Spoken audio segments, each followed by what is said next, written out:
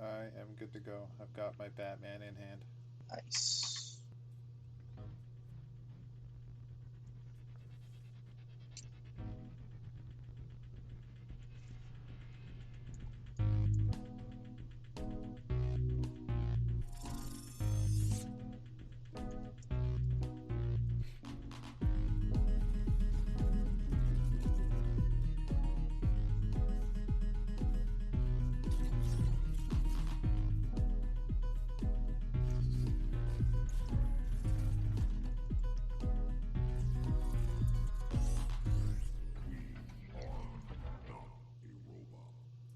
Hello, everybody. Welcome to episode 114 of NotaRobot Podcast's DC Comics review show. This week, as usual, I am joined by my favorite co-hosts and only co-hosts, Rob.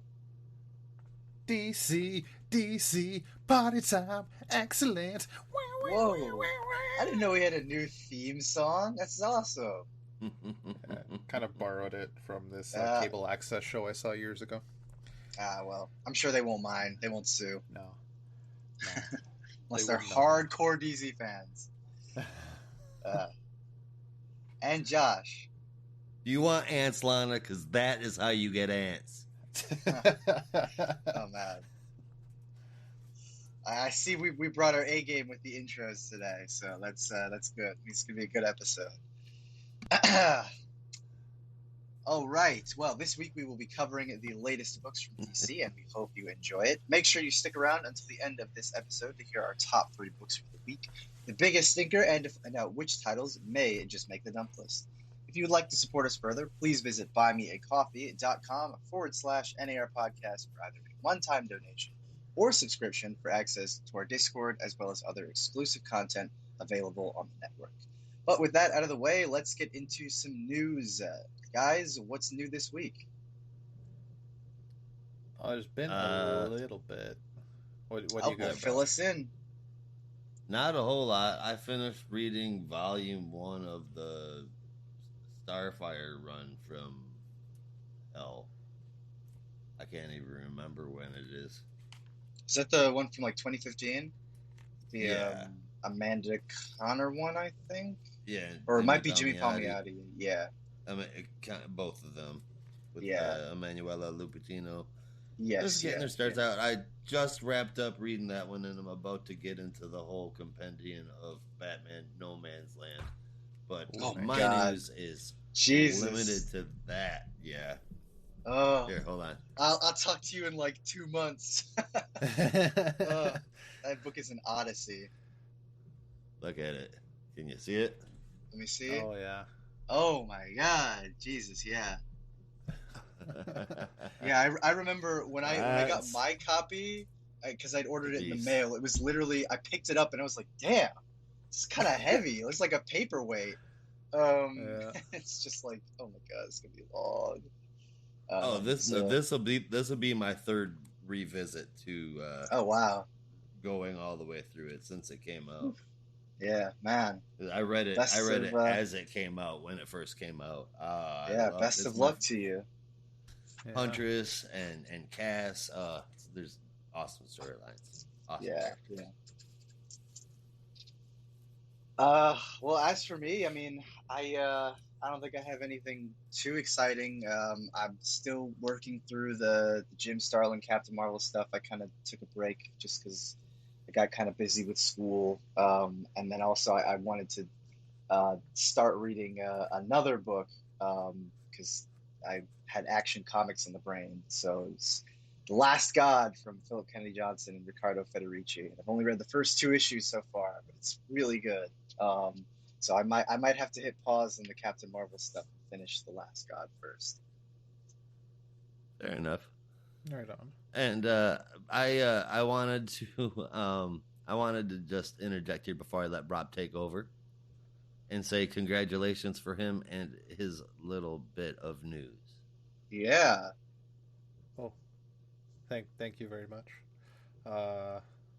Listeners last week may have heard I was getting married, and it happened. Yeah, he actually went through with it. Yeah, congratulations. Wait, we have could not run because it was in the middle of nowhere, and there was nowhere to go. There we go. Also, I do love my wife. Yeah. Yeah, Oh, that's yeah. true. Yeah, That's that was a lot of fun. It was a damn good party. I really wish you guys could have been there, but we will have yeah. videos to show you. Yes. Hopefully soon. I only have the a couple. video and pictures that I have seen so far make me wish I was there. Yeah. Makes me wish I would have nerded up hours. Well, I'm That would so have been jealous awesome. for you because I can't imagine meeting someone that would have let me get a cake with a Green Lantern and Sailor Moon topping on it. Honestly, That's that like was the match made in easiest thing heaven. to negotiate. Oh man. It helps that she loves Sailor Moon. We tried to combine our passions, and we figured I love Green Lantern, she loves Sailor Moon, and the common theme is space.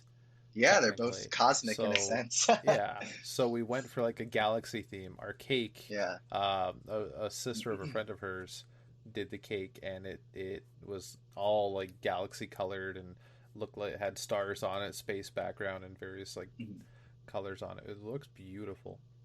Yeah. Oh man. And That's awesome. when I can't wait to show you guys when we get the video of the ceremony. I had the music for the wedding party coming in was the Imperial March. Oh, so Yes. cool. Yes, Yeah. I got a huge laugh. I'm very happy about that. That was perfect. Yeah. Yeah, no, it was a lot of fun.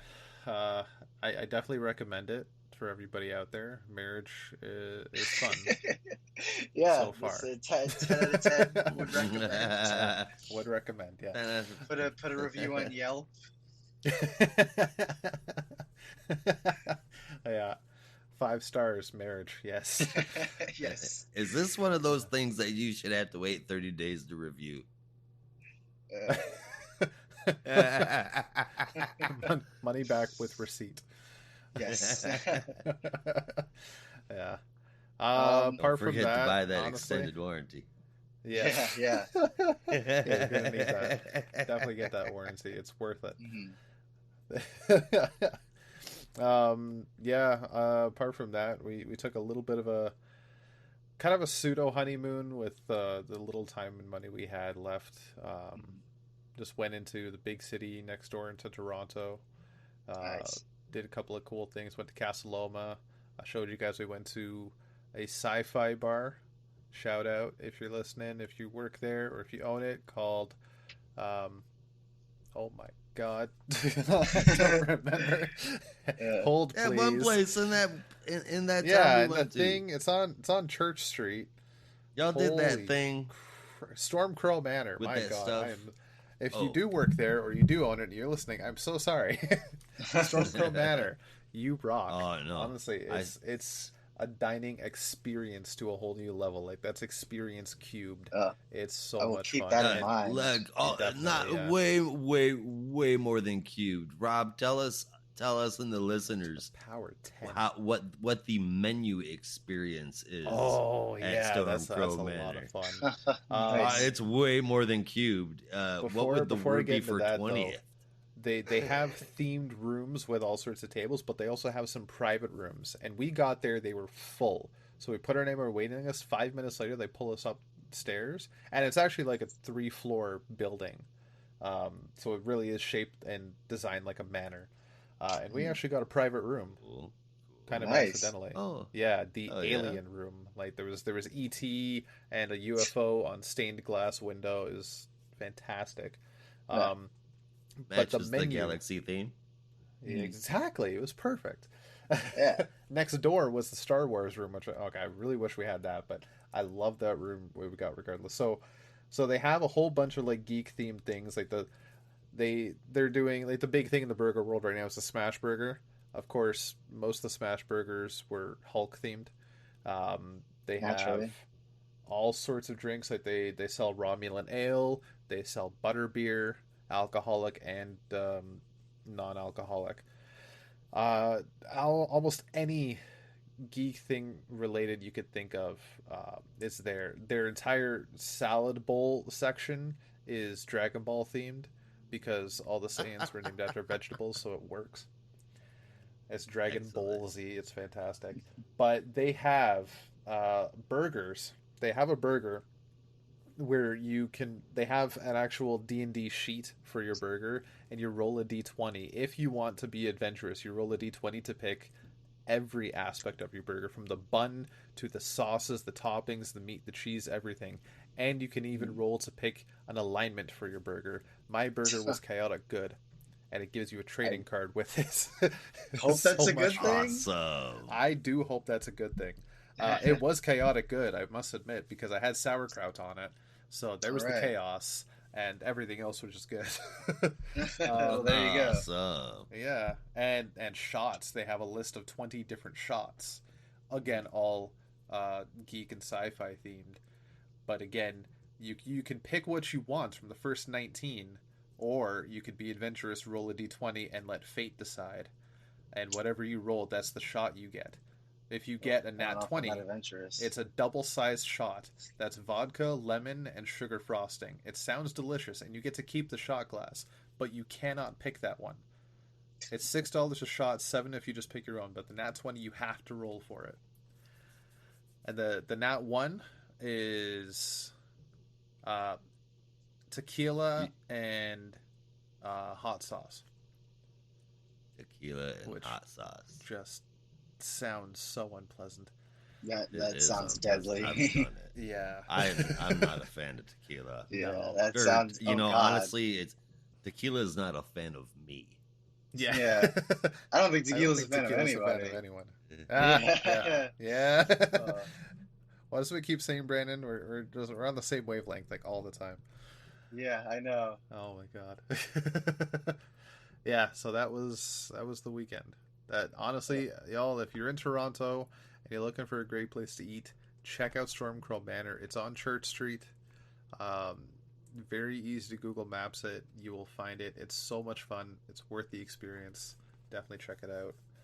This is not a paid advertisement, I must admit. No, I am so absolutely over the not, moon with dude. that place. I'm Yeah. so over the I moon don't with that know. place. It was fantastic. I'm telling you, if I had a group of friends I could go to with that place once a month, we would have Dungeons and Drinking, and that would be where we all had to go. And every shot we took was a D20 roll. Yeah. Oh, We man. didn't get to pick out a damn thing. It was just random, Yeah. like it or not.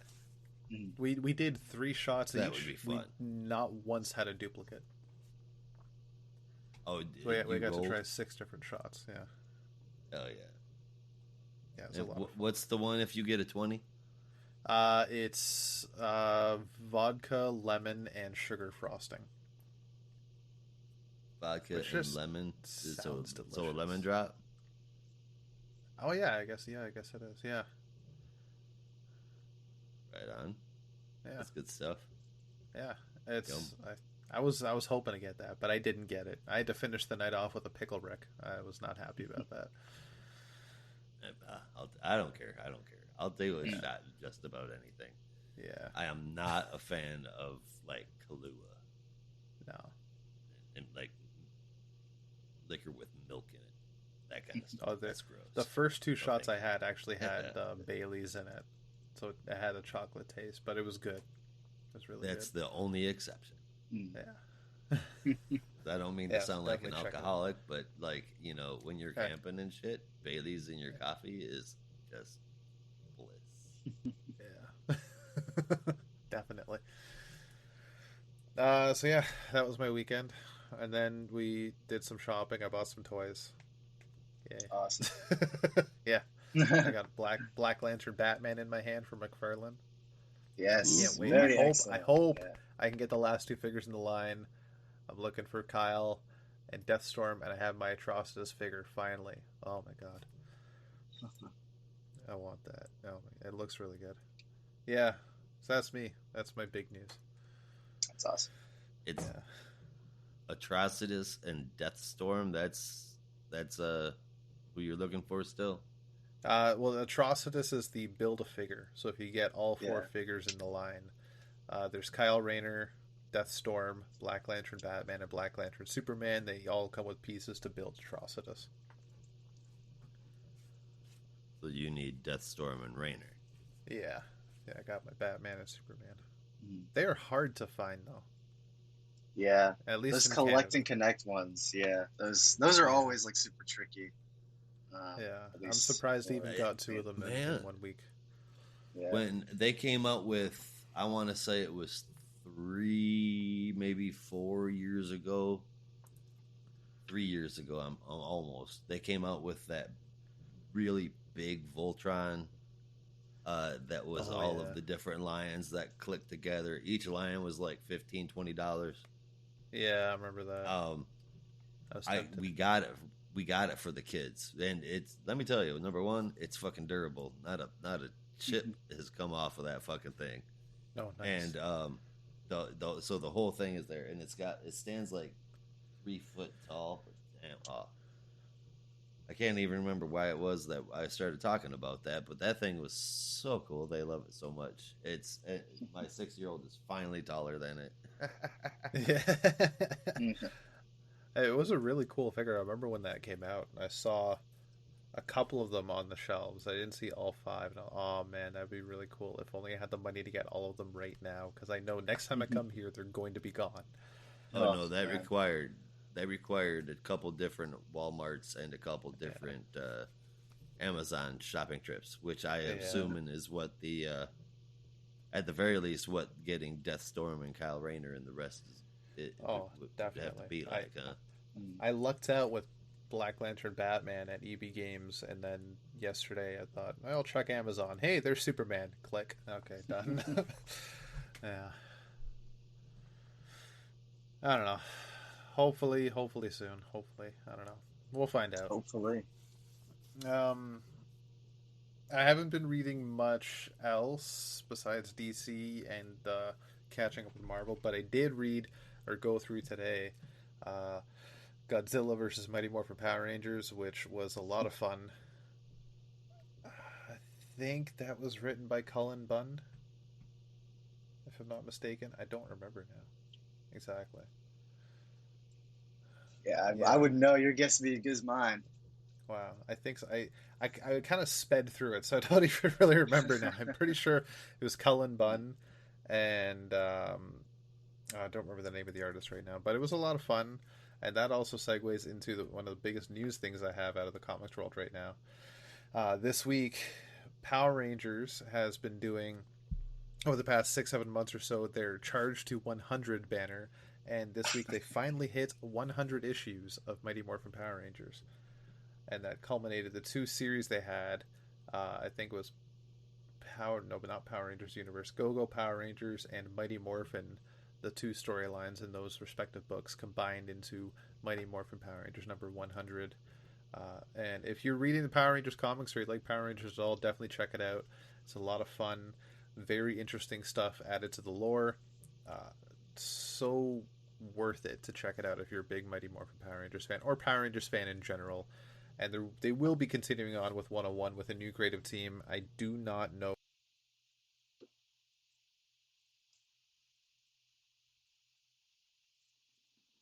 And I guess we will never know either. Oh Nope. man, It looks like tragic timing.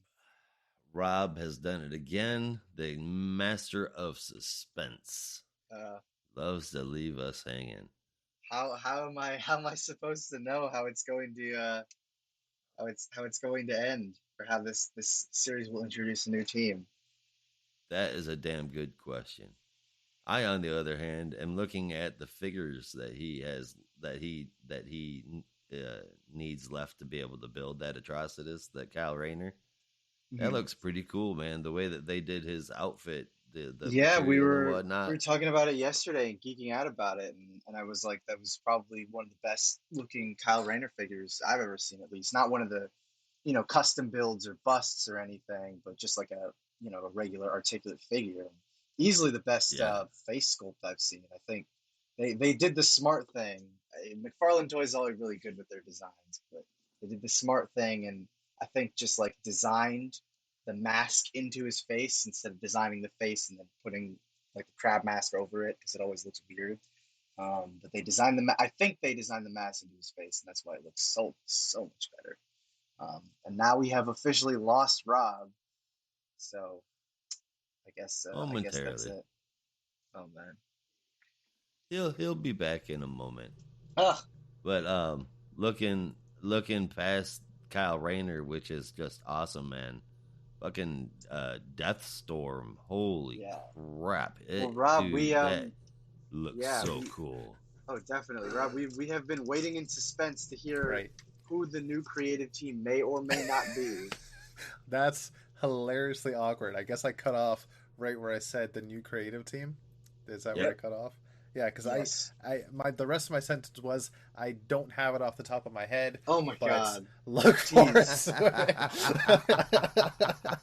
it. Yeah. So Excellent. I don't remember. Excellent. I know I recognize the writer's name, but I don't. I looked at it a few days ago. I don't remember who it is right now, but it is coming out next month, I believe. So look Awesome. forward to that. News stories. Sorry to kill the suspense like that. That's Ugh, hilarious. I know. We're just sitting here, just waiting, anticipating it. Keep on waiting. I guess that's also a good segue because speaking of things from the '90s that have not died, DC has announced that they're bringing back foil embossed covers, variant covers to be specific. So for those of you, I guess, who remember those disgusting, garish covers that were, one monochrome color that's, I guess people liked at one point. They're bringing it back for 1 month only, and now you too, like your parents, I assume, or maybe not, can own a disgusting, garish cover and give it to your kids 20 years from now. I have a couple of these from some of the '90s books that I've gotten from dollar bins. They're terrible, and I thought they were dead. But as Josh repeatedly likes to remind us, nothing from the '90s can stay dead. So here we are. No, it's the '90s, and they want you to open the door up.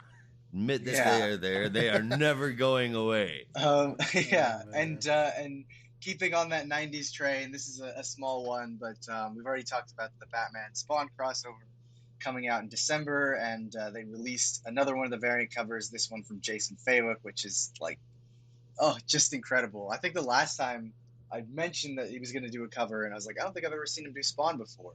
Right. And then I saw it, and I was like, you need to do more Spawn. Like, I don't even really care about Spawn that much. It's just so good looking. It's Jason Fabrik, man. I mean, Yeah. that's what he does.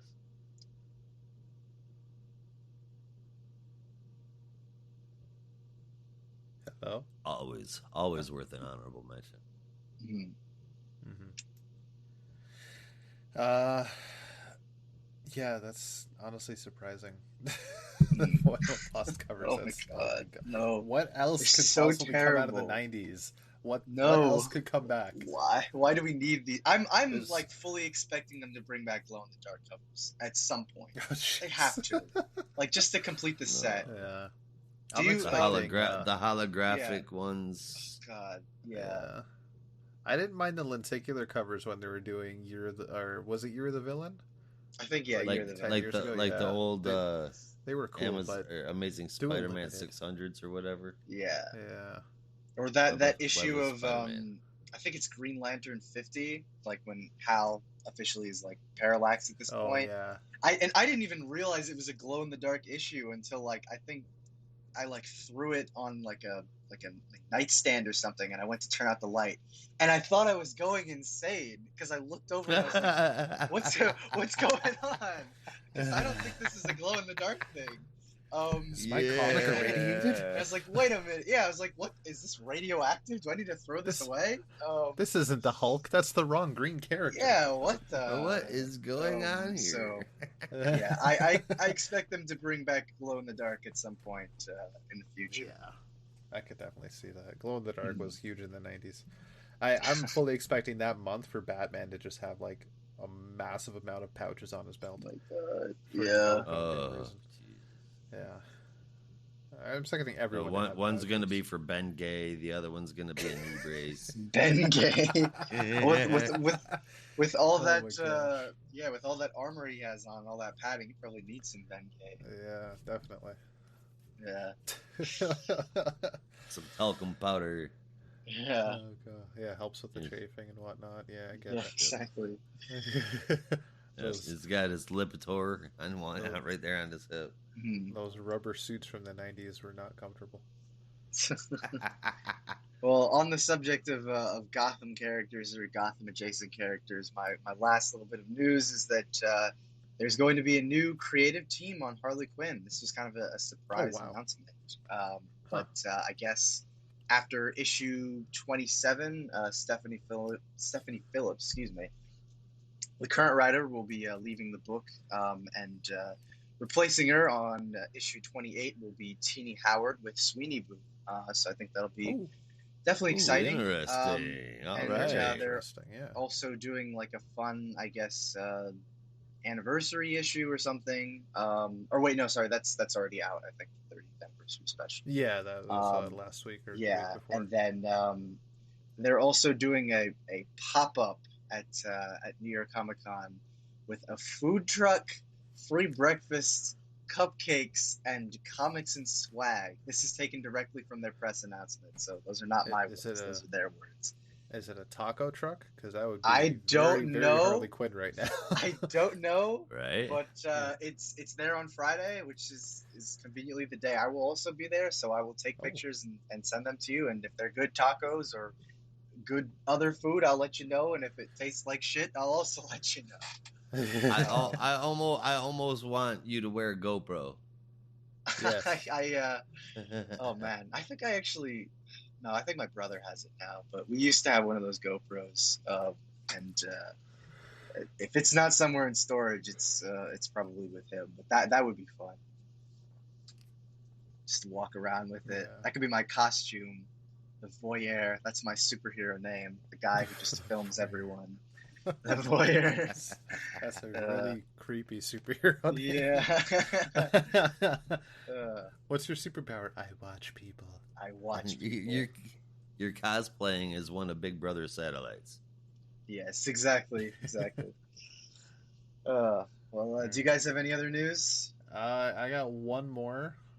So for all you moviegoers out there, if you haven't been paying attention to, I guess Twitter, Instagram, Facebook, all sorts of shit, YouTube this week, if you're not subscribed to Ryan Reynolds, you missed an update for Deadpool 3. And in true Ryan Reynolds fashion, it was a lot of fun. There is an official date set for Deadpool 3, confirmed coming soon, September 6th, 2024. Part of the MCU, and not only that, but according to Ryan Reynolds, he's been working on this for a long time, and he's got nothing. He's got no story. He just had one idea, and that Hugh Jackman's coming back as motherfucking Wolverine. It's gonna be pretty sick. Yeah. I really didn't think it was gonna happen, but I know. But here we are. I think I could be wrong. I know I mentioned this to somebody. I think I mentioned to Angela. I'm pretty sure I remember Hugh Jackman in an interview one time. Somebody said, "Is there any chance at all you would ever return to the role of Logan?" And he said, "The only reason I would ever do it is if Ryan Reynolds asked." And here we are. That's typical. That's typical. Yeah, I mean, when did the last one come out? It was like 2018, so it's been a while. I think so. I think that was Logan. Yeah. And somebody actually, I saw a clip at the end of Deadpool 2 when Wade was going through time, and he ended up at the end of X-Men Origins, and he was shooting his old self, and he said, "Listen, one day you're gonna hang up those claws. But when your old buddy Wade calls to bring you out of retirement, you say yes." And here we are. Yes. Yeah. Maybe it was already planned. Who knows? It's already planned. Yeah. Maybe we'll get a fun little Marvel DC crossover, and Green Lantern will show up too. Not just him looking at the script this time, but like the horrible CGI costume and everything. Yeah. Oh, don't shit talking too much in front of Rob. Oh, no. Like, I think I've said before, I own 2 copies of the movie. I've watched it countless times, and I still admit it sucks. I don't think I've seen that movie like since 2011, and yet I can remember parts of it with perfect clarity. It's weird. Oh, man. I could almost recite it to you right now, and I still can't stand it. It was a movie. Regardless of, what we can look back on it at the time, It was a movie that was meant to blow our minds, and for a lot of us, it was at least, holy shit, we got a Green Lantern on screen. Yeah, That's what it like was for me. that's pretty much all it There, was. you know, Uh, there were some problems with it. there definitely problems. Yeah, Yes, and some. it doesn't out. It came out I think 2011, and at that point we were already on the road to Avengers. We had the Dark Knight Yeah. trilogy, so there was a precedent set. I think Dark Knight Returns was on the way out, so the Dark Knight had come out, so Mhm. there was definitely like there was a tier you had to reach, and it just did And not reach that. I want to say like either Thor or Captain America had either come out at that point or was about to come out, and I at least I remember like comparing that in my mind. I was like, this is obviously the better one because it was not insane. But Yeah, yeah, I think maybe kind of got overshadowed by some of the other superhero stuff coming out at the time. yeah, which is a shame. There was definitely some stuff they did well. I think some interesting stuff, but Mm. there was way more that they did badly. I had fun picking out all the lanterns on Oa though. Yeah. I like the guy that got to play Sinestro. I still kind of Oh remember him. yeah. I thought he did a good job. I don't know the Mark actor's name. Strong. Yeah. Mark Strong. Okay. Yeah. He was fantastic. He was easily the best part of that movie. And Mhm. I really hope if they ever get a live action Sinestro again, just get Mark Strong back, Yeah, please. I thought he was good. Yeah.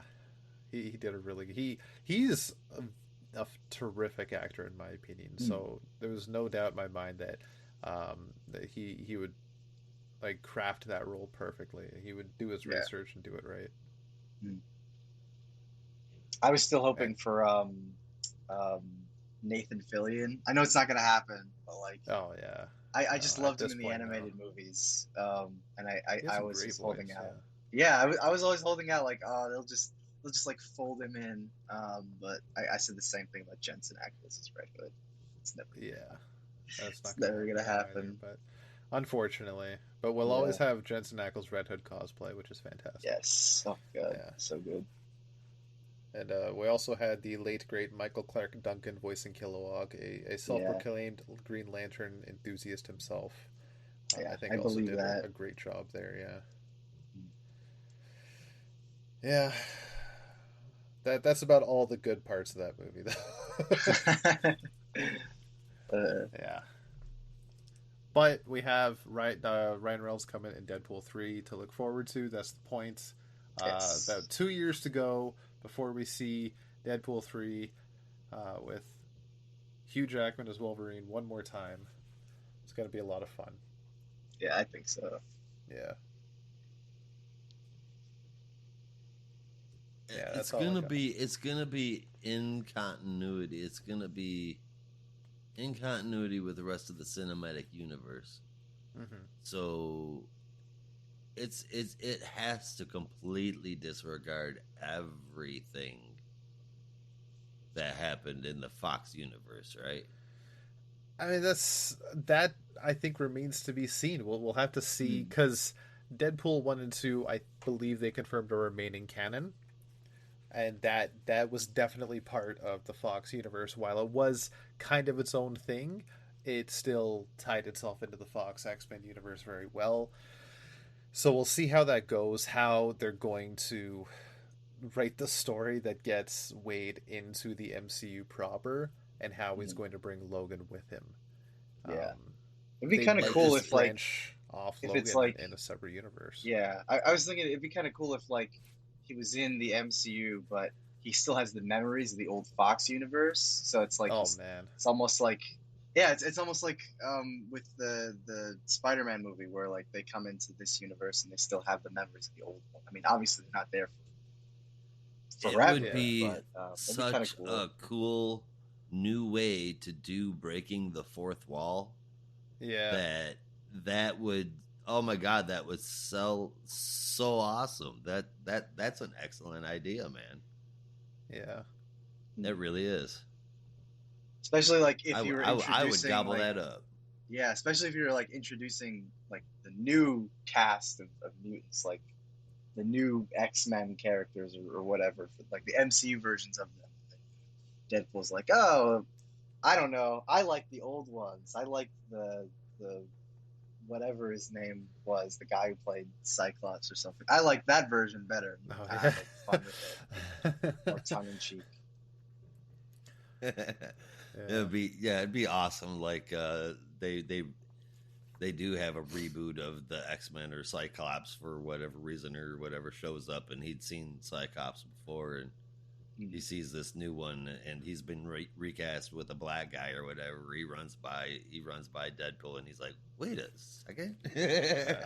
See somebody that love looks. it if That if would they be did awesome, that man. and he was just completely different person to the T, like Yeah. recognizably different from a distance, and then he runs by and James, it's you.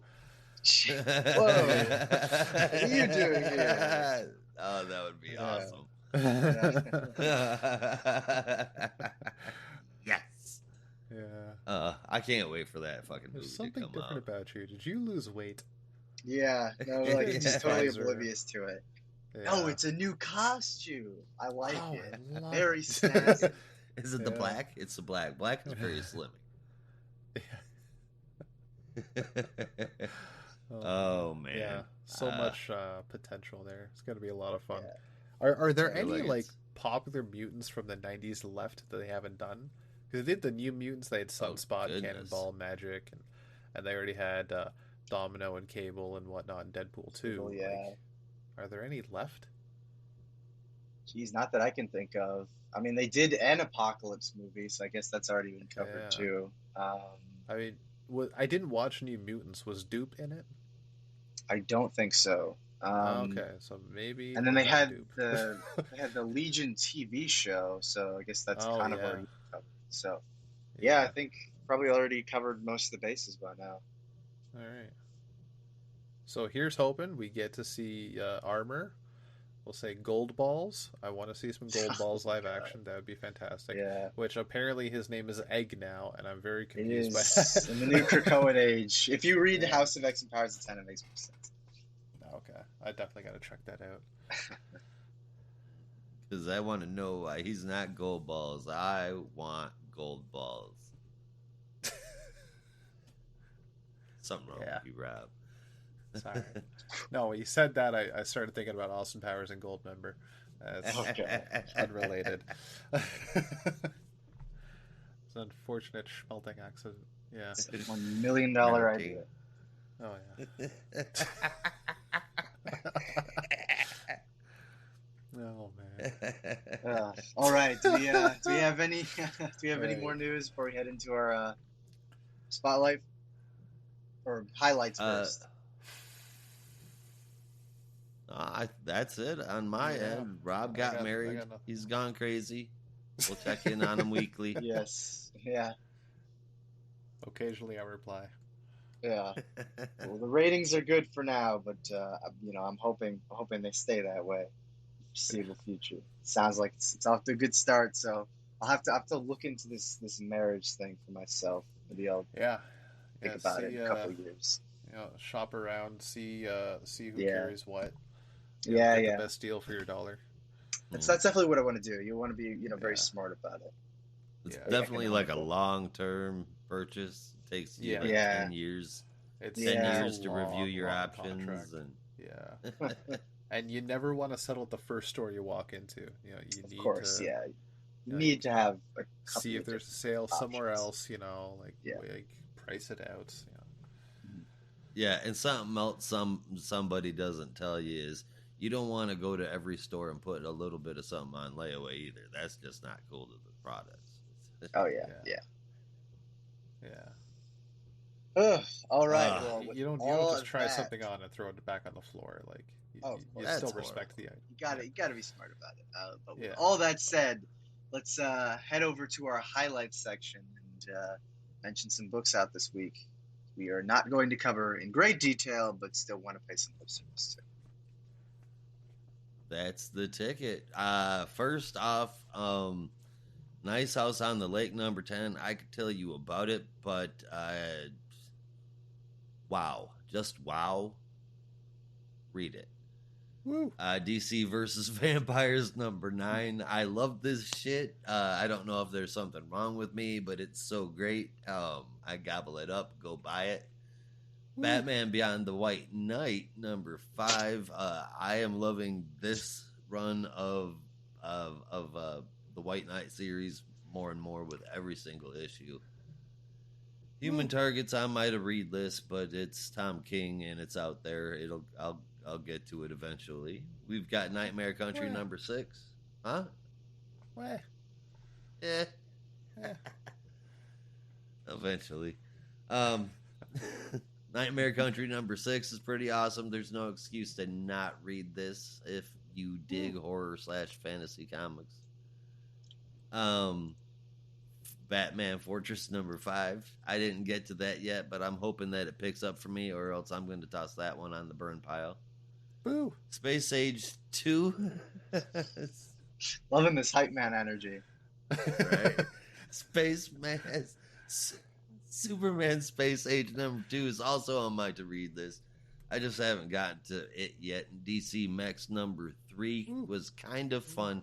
I have a question for you guys. Which one is better, the mechs or the dinosaurs? Dinosaurs. For me, mechs, but I'm a huge mech fan. The dinosaurs are still a lot dinosaurs. of fun. I'm such a child. But... Yeah. Hey, I'm a child for the same reason. I love robotic mechs. I hear you. Yeah. I think for me, it's definitely the dinosaurs. It's just, I don't know. Yeah. It's so simple, question. But like, I love it. Who would win? Oof. Well, I might actually say Jurassic League. Yeah, I don't know. Yeah. I mean, I feel like, the Jurassic League would definitely give them a run for their money, but it's hard to say. Mm-hmm.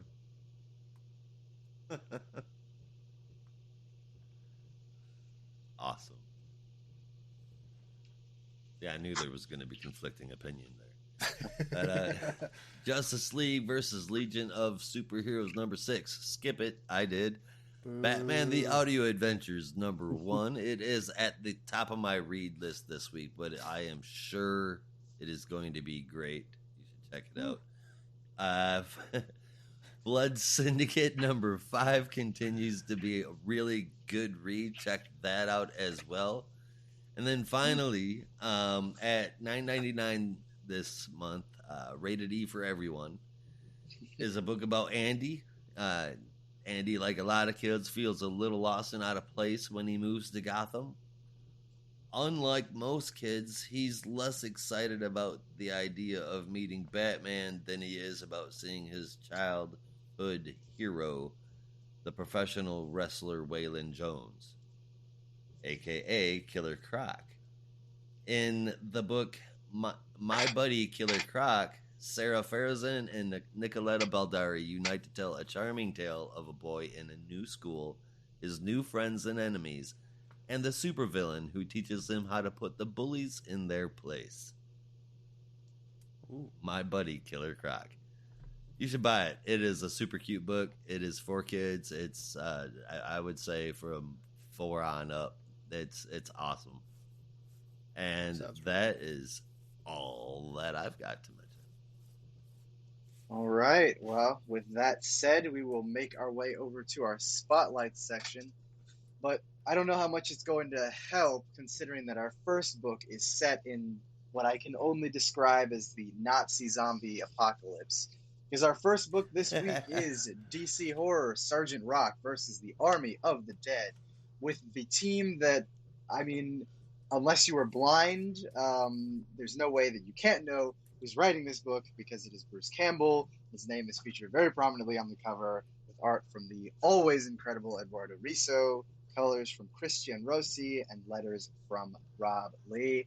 This is mostly a setup issue, but set up well it does. That is not English, so I'm going to try and make sure I don't screw up the rest of this summary. But basically, in Berlin, 1944, Adolf Hitler has greenlit a new plan spearheaded by the mysterious Dr. Campbell to, I guess, have some kind of regeneration plan that will bring back Nazi corpses as zombies. So truly, they can never die and will be the unstoppable fighting force of the Third Reich. But they're going to come into conflict with our ever favorite heroes, the Easy Company, led by fan favorite Sergeant Rock, and always good to see him. And Sergeant Rock is brought back to the Allied headquarters in Berlin to get basically a debrief on the situation, which is the Nazis are bringing back zombies. That's it. And we have some new tech for you that will hopefully help. And they're given binoculars and walkie-talkies, which, as a history major, I'm ashamed that I don't know this, but I don't know if walkie-talkies are prior to the Korean War. If one of you knows that, please let me know. But I thought that I might have know been a that they little used walkie-talkies. anachronistic.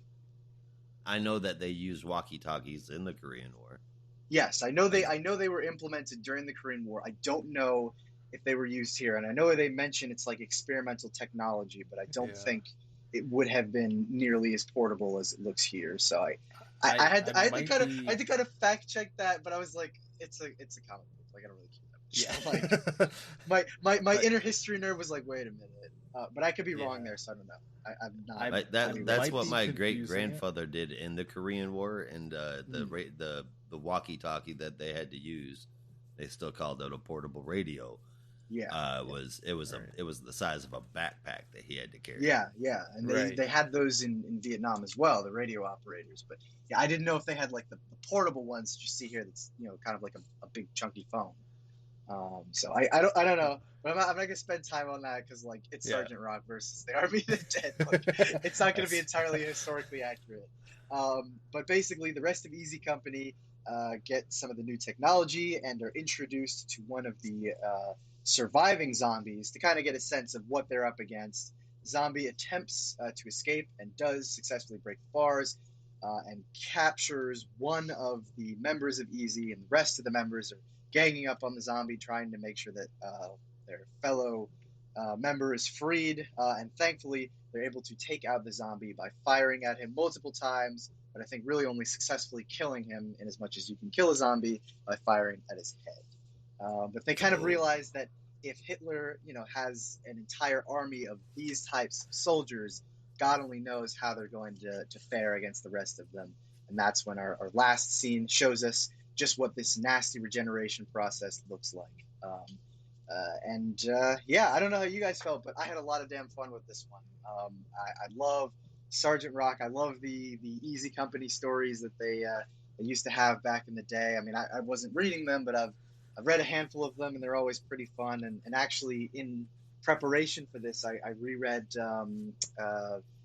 Sergeant Rock and I think it's called Between Hell and a Hard Place, the original graphic novel from Vertigo that Brian oh Azzarello and Joe nice. Kubert, the artist, one of the famous artists on Sergeant Rock comic back in the day, did back in like 2003, and I read it.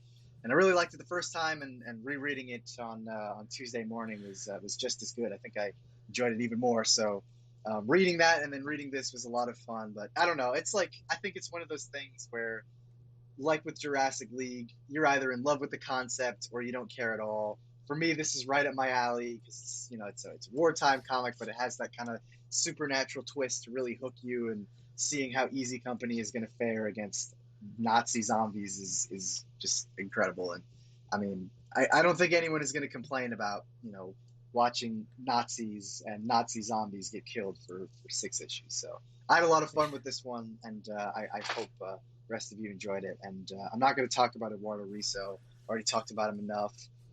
Listeners will know of my love for 100 Bullets and everything that this man has done. So just read this book if you're an Eduardo Riso fan. You will be thoroughly satisfied. And then one final note I had was it's a very small thing, but I noticed that the lettering that they used is like almost kind of a tribute to the Joe Kubert style of lettering. You can actually look it up. It kind of has like that weird, like rectangular shape as opposed to like Yeah. the standard bubble. And I thought that was just like a really cool nod to the old Sergeant Rock comics. So very Yeah, it fun looks stuff really cool. indeed. Yeah. So this one got an easy 8.5 out of 10 for me. Super stoked for the rest of the series. Yeah, this was tons of fun. I've been wanting a return to Sergeant Rock and Easy Company for a long time. It's Yeah. finally here, and who better than Bruce Yeah. freaking Campbell to bring it And he's off? a hell of a Right. writer too. I He didn't realize is, he yeah. would like He's had he's really experience there. creative. Yeah. It's Yeah, like it was like it's when I so learned that good. like Mark Hamill was like a novelist. Like what? That When? is This is man the up from- first I've heard Since about this. when? I'm surprised. Yeah. You're like, I what? mean, Since people when? who are creative typically are creative in more than just one way. Yeah, no, That's true. you're That's very 100% true. right, and it's kind of our narrow-minded view, like, oh, I guess they're just an actor, but no, they're creative people. They have stories too. Yeah. Not It's just my like weird. Superman. You're like, what? I didn't know you did that. Yeah. So yeah, no, really good writer actually. Nice. Yeah. No, this is so much fun. You're right about the art. Very fitting of the story. Very well done. I didn't realize it at first, but you mentioned the lettering, and yeah, it's really well done there too. The spectacular lettering. Uh, I could go on all day about I this book. wish. This is so much fun. Yeah, I wish every gave it book a that wasn't lettered by Clayton Cowles looked like this. yeah, Mm. yeah, definitely. That'd be so nice on my eyes. Um, yeah, I gave it 8.75 out of 10. I just have one question though. I was reading this. I was trying to remember. Speaking of the 90s, was there ever in all of the DC Marvel crossovers? I guess in Amalgam Comics, was there like a Sergeant Rock and the Howling Commandos fusion? Because there should have Oh been. man, I There don't really know, should have been. but I feel like yeah, that definitely would have been one of the amalgam books. Yeah. It, as far as I've got all of them, and as far as I can remember, no, Just gonna look it up. there is not one. I don't think. I I know was, that but there was should be. Bruce Wayne Nick Fury mashup, but there Right. was That's, not. yeah, I think it was Bruce Wayne, Agent of Shield. Yeah. Yeah. And then obviously Challengers of the Fantastic, the Oh greatest yeah. of all of them. So good. Yeah. I actually did So enjoy that good. one. Yeah. Okay. All That's of fair. I them just were saw good that in and their I'm like, own oh, way. that would've been cool. Yeah. I know that I know people give them a lot of shade, but I love them. Okay, according to Wikipedia, I'm sorry, I had to know. I should have looked this up before. But according to Wikipedia, the first handheld walkie-talkie, the AM SCR 536 transceiver, was implemented in 1941. So I was wrong. Oh, okay. This is It was very accurate. possible, yeah. So yeah, spit on me. I should have known You say spit on you? that. Yeah. What kind of an expression is that? It just means that I deserve my shame. So you Okay. can spit on me. Jesus Christ! Not in Seems like very a serious. filthy manner. I think I know where you No, were I going didn't with mean that.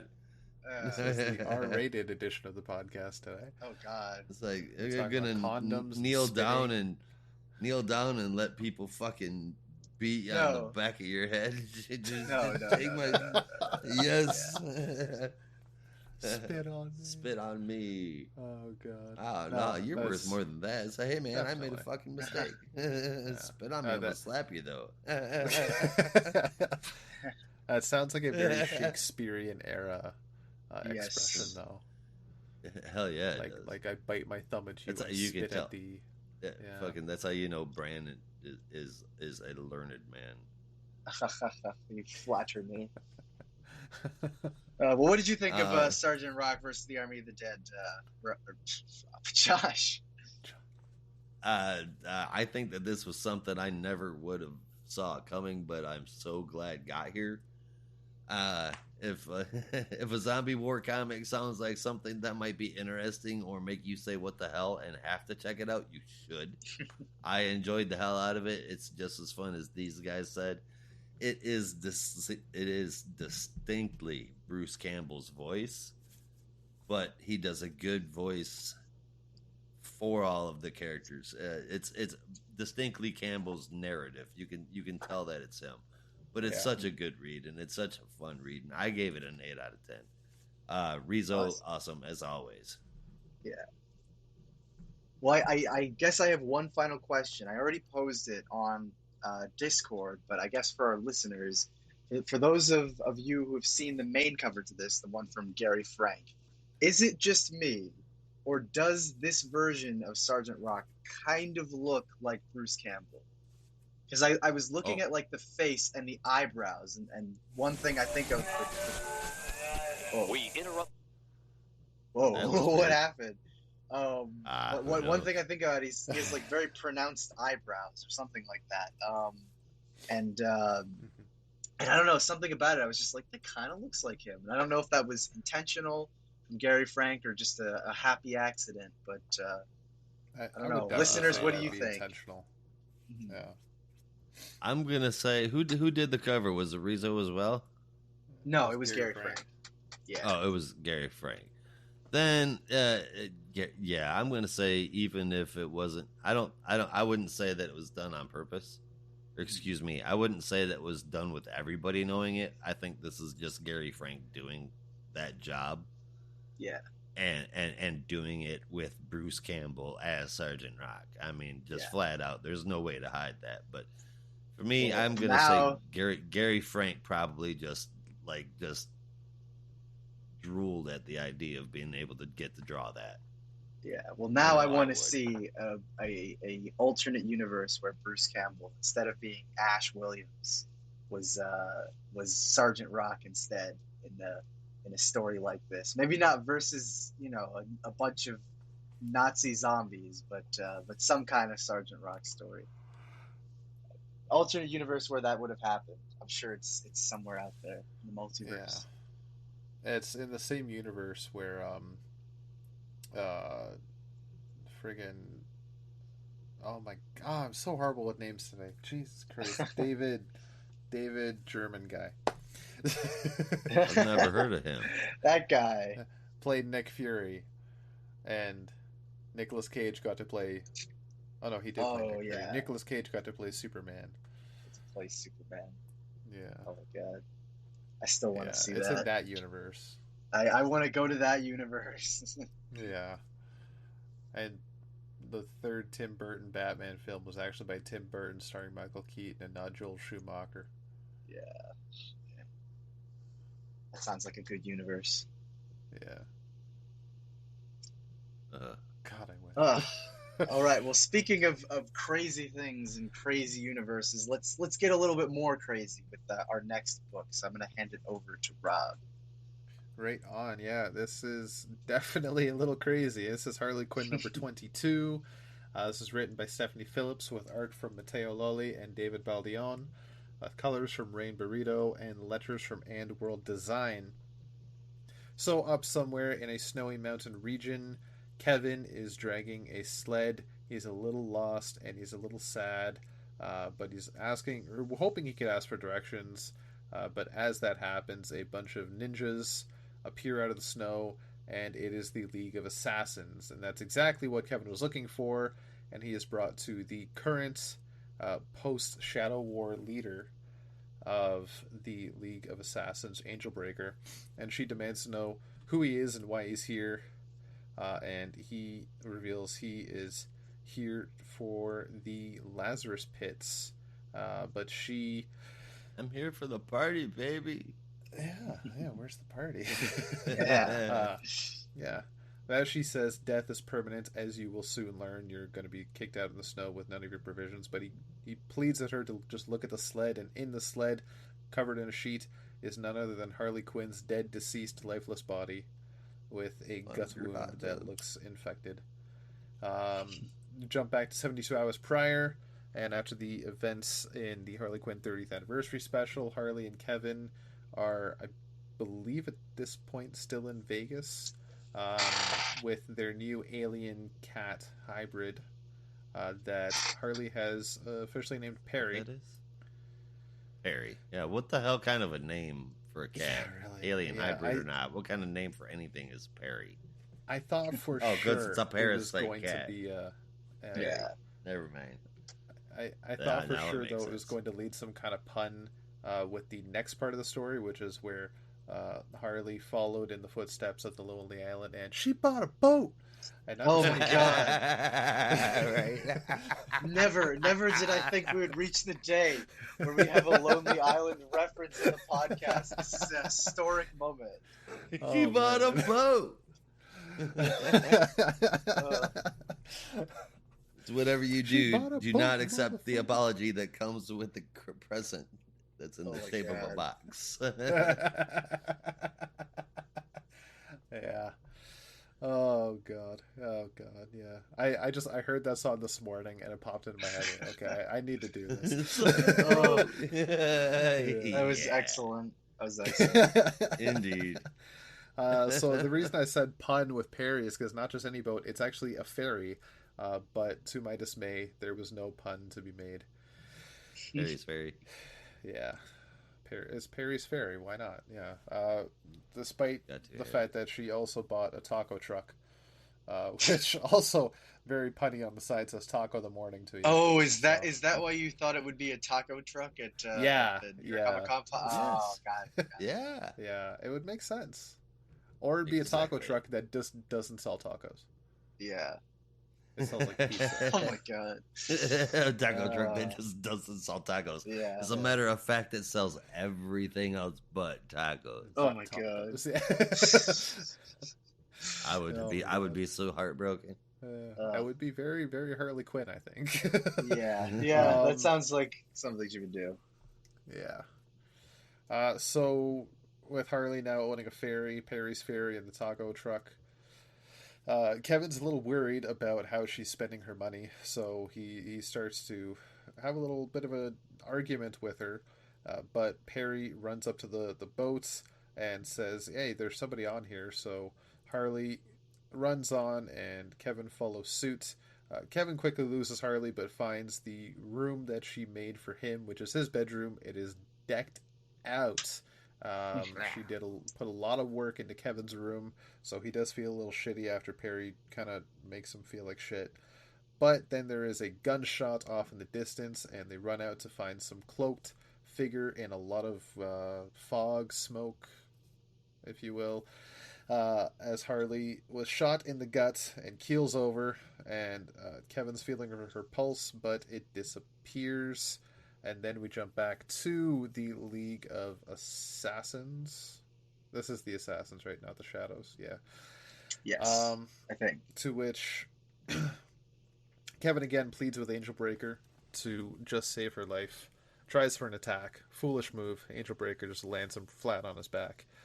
And says, "Look, the Lazarus pits, they're not what you think. They're a little unstable right now, but we'll try it." That's one way to put Yeah. it. Yeah, yeah, yeah. Yeah, Little she unstable might come right out now. as a princess of darkness and want to kill the entire world and kill all the heroes, but we'll see. You Yeah. know, We'll who see. pH knows? is a little off. Yeah, she'll Might get a go in the skin pit and rash. she'll come out written by TBD. Joshua Williams. Who Yeah, knows what'll happen? Oh, it's come on. TBD. Yeah, so I mean, she's gonna go in, There. and then apparently she's going to come out written by Teenie Howard, which isn't so bad. Yes. Yeah. So they do put her in. Angel Breaker starts to run off after the cavern, holding the Lazarus pit. It starts to cave in, but Kevin is refusing to give up on Harley, and Harley climbs her way out with a devilish smile on her face, saying she's got a murderer to find, and that is where we end the issue. She definitely looks a little crazier than usual. Uh, it's a curious arc so far. I think maybe a little all over the place, but I'll be honest. I completely forgot to read the fall the previous portion of the 30th anniversary.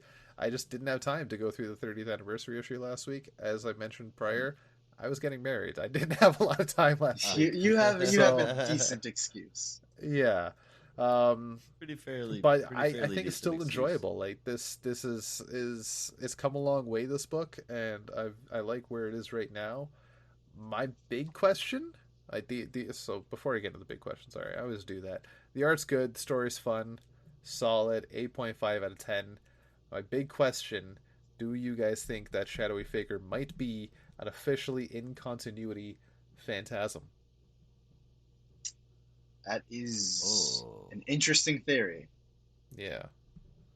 I it cannot say. did I not think it's a little cross my too mind. shadowy to tell. Yeah. But maybe. I would be I'm keeping down. my options open. Yeah. I would be down. Either that or it's that guy at the beginning of the series. I don't remember his name now. Well, we did see Red Claw in Catwoman, so That is true. We saw Red maybe Tool there's and something Harley. there.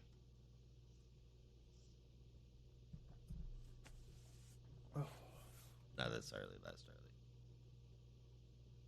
Yeah. Wait, sorry, what? Harley. Nothing. I'm Oh. sorry. I'm just being a dork. Making Oh. myself laugh. It's okay. Oh, well, I didn't hear what you I said. missed what you said. Yeah. Yeah, it's very, very quiet. Mumbling to But yeah, myself. I guess it could be. I don't know. It's too We'll shadowy see. to tell. Maybe next issue, we'll find it. I thought this was also kind of an interesting setup. I don't know, like I wasn't super like in love with Task Force Double X. I thought it was like kind of fun, the parts that I did read. I can't really speak definitively because there were some parts that I did not read. I was kind of in and out on this one, but I thought this was at least like kind of an interesting setup. So I gave this a 7.5 out of 10, and who knows, maybe they'll do something interesting with the Lazarus pits and see how Harley ends up reacting to them. Right? That's the big question, isn't it? I gave this a 7.75. I enjoyed it. It's pretty cool. I like the big question marks that it leaves as to where it could go next, given the instability of the Lazarus pits, Mm-hmm. and well, I mean, the general instability of Harley, and how she doesn't quite look herself when she comes out of it. I hope it's. You know what? I'm not even gonna say it. But anyway, it's real good. I enjoy the hell out of it. It's a crazy Harley story, creepy looking Harley at the end. Pretty good setup issue, and I hope what's coming in is a fun and a fun to read, good written comic. That's all you can hope for. That's all I'm hoping for at this point. It'll be a lot better than where it came from, and so far things look like they're headed in the right direction. It's solid. It's good art, man. 7.75. Nice. Well, we have Lazarus on the brain, so let's keep up with that trend as we make our way to our next book for this week, because I think we are definitely going to stick with the Lazarus themed stuff for the moment. So, Josh, I'm going to pass it over to you. It seems that we will. Written by Matthew Rosenberg, art inside and out from Eddie Barrows, Iber Ferreira, and Adriano Lucas, with letters from Rob Lee. We have Task Force Z number 12. At Powers International, after the explosion, what's left of Oh wait, each can team... I just say, and this will not derail you at all, but Rob, I hate you.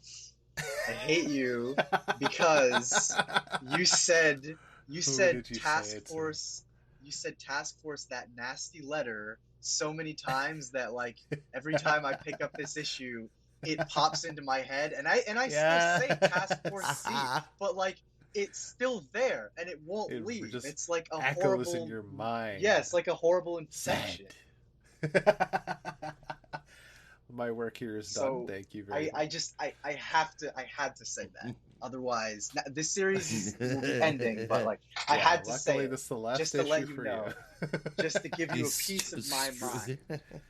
Oh, he's strolling along in his happy. LCS, and he's getting to the end of. He's getting to the end. No, of I the see it, and my mind is he like, just yells, yeah, let me make sure. Stop! Yeah, it's literally. I'm like having like a freak out, like a Batman freak out, where I'm just like, no, get out of my brain. And everyone's like, do we need to call someone? I could picture you doing that, you freaking out, and the shop owner comes over, buddy, you okay? And yeah, it's the damn Canadians again. I'm fine. It's a fucking Canadian. I had to let you know because it would not let me rest. Oh my god, that makes me so happy. I'm sorry at the same time. I have to by law, but that makes me so happy. It's like, make the Canadian be quiet. He's talking to me through the alphabet. Yes. I'm like bunched up on the floor like in a ball. Like, no, make it go away. Make it stop. Zed. No, Zed. no, no. That's all he says. No, It's it's Z. No, I know such it. a sad thing. He was such a bright young man, such great potential. Oh, Z God. Z Z Z Z Z Z Z Z Z. Oh God! Now that we've painted Brandon's mental breakdown, Yes. Oh, we're gonna get onto Task Force Z yes, Z Z Z the Z Z actual, the Z Z. actual book. Yeah. Oh man. All right, so we start off at Powers International headquarters. It is right after the explosion that was at the end of the last book, and what is left of both teams are facing off. Jason Todd, Solomon Grundy, Mr. Immortal's clone, I forget what we're calling her, and Harvey Dent versus Bloom in the Bat Bunny suit, Man Bat, Gotham, and Gotham Girl. Not exactly evenly stacked sides there. However, really, really great action-packed sequence pages follow. It's quite a few of them, and they're done really well. You don't feel like it's cheap. It pulled me in, and that kind of thing typically doesn't. And it all leads to Gotham realizing the whole situation of him being a Bane clone and a Gotham zombie thing, and he doesn't kill Jason Todd, which is good. Two-Face, Gotham, and the rest work to take down Bloom, ending with Gotham grabbing him, flying away, coming back, and saying, "You don't have to worry about him anymore," which honestly could mean anything, but I think we're supposed to mean that he's gone for good now. Hopefully he is. So the war is over. The Task Force Z war is done. We see that Jason is leaving Gotham for West Texas. We see that all the zombies are laying in the morgue somewhere, laying there until Two-Face, that is, shoots them all up with resin and says he's got big plans, and a caption that says, "Just the beginning," which is kind of nuts because some of these can barely walk. Arkham Knight, hell, I can't remember right now, but one of them was crawling on the floor. It's like Copperhead or something. Like Copperhead was like, yeah. Copperhead is like the only one that's standing up straight. Everybody else is hunkered over or like missing limbs and shit. Can I get a refund? He's gonna go open up a sideshow. Look at the very happy zombies that I've got here. So weird, but I guess we'll see where it goes. It's I think it was a decent finish. It was a satisfactory conclusion to the story. It was a bombastic story from start to finish, and that's a double-edged sword. It's a fun time reading it, but the problem with that is that the finish doesn't often feel big enough for the story, because the finish should be bigger than the story, and when the story's just huge, sometimes the finish doesn't feel big enough. I guess that was what I was trying to say. I guess I would say that this one, it gave us the one that would, I guess, make the most sense, which feels weird to say about this story, but it does work for it. It wasn't a big, huge, bombastic end, but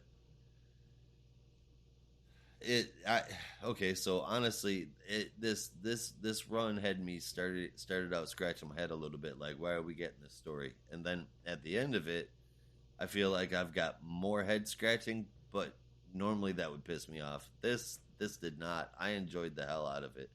I just don't know what the hell is going to happen with Jason, or what Two-Face is going to do with a bunch of, like, 4th and 5th gen dead-ass zombies that are missing legs and shit.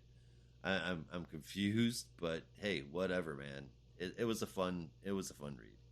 In the credits, it says Task Force Z, created by people who wanted to make your favorite comic. Every credits page has had like a goofy little task force created by joke, and it's wonderful. It is, and you know what? Task Force Z isn't my favorite, but it definitely is a fun ride. It's one that I'll be able to return to anytime without worrying about continuity. Just being able to read through it. Um, it's awesome and the good art as always. Though some places in this issue did feel a bit rushed. The overall for this art, man, it was this was really good. I gave it an 8 out of 10. Nice. I also gave this one an 8 out of 10. I thought it was a satisfying conclusion. I agree, maybe it could have been a little bigger and more conclusive, because there are obviously some plot threads that are going to continue elsewhere, but obviously didn't get finished in this series, which can sometimes be a good thing because you want to see where it leads, but sometimes you do want something that's more conclusive. And I do think I kind of wanted this to be a little more conclusive, but if we get a good story elsewhere, then, that's fine. And yeah, I don't know.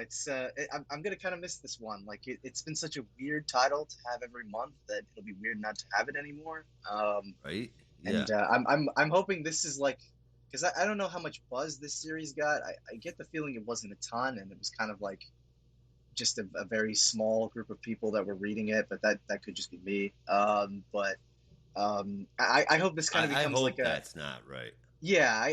I kind of hope. Well, selfishly, I kind of hope that like it did fly under the radar, so this kind of becomes like a DC cult classic, like one of those like underrated titles that maybe a ton of people didn't read, but like it really picks up in circulation once the trades are out and everything. It put together a complete collection, and people really start gravitating towards it. It gains a real following in subsequent years. That's what I'm hoping happens, but that's just total speculation.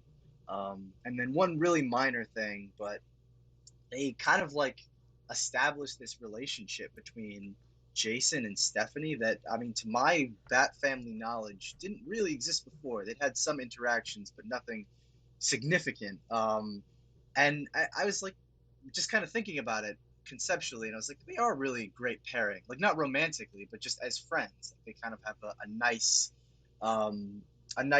pairing together. Given their They've own got pasts they've and got a everything. very common bond. Yeah.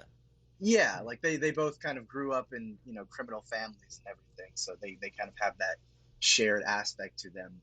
So I don't know if they'll ever do anything with it again now that Jason's in Texas and the Batgirls are obviously in the Hill. But if they ever like try and play up that relationship a little bit more, I hope they do because I think that would be really cool. But aside from that, thought it was cool. Hope to see more of whatever Two Face's plan is next. I was a little confused about the timeline of this, and I guess we'll get into that when we talk about Detective Comics later, because Two Face is up to some other stuff elsewhere. So I wasn't sure where exactly this fit in, but aside from that, I thought it was a solid ending. Like you said, nothing too bombastic, but decent enough. So 8 out of 10 for me. 8 out of 10 it is. Um, Take it to you, yeah, Rob. just as much as it is the end, it also doesn't feel like the end. I know we already speculated about where Harvey Dent could end up next, but when you have the end with a question mark, you really feel like there's going to be a significant follow up. Right. Speaking of follow up, I guess I might have missed a bit. Did you guys mention about Jason? Oh, him leaving to West Texas? Yeah, and like where I mean, I he's mentioned going. it.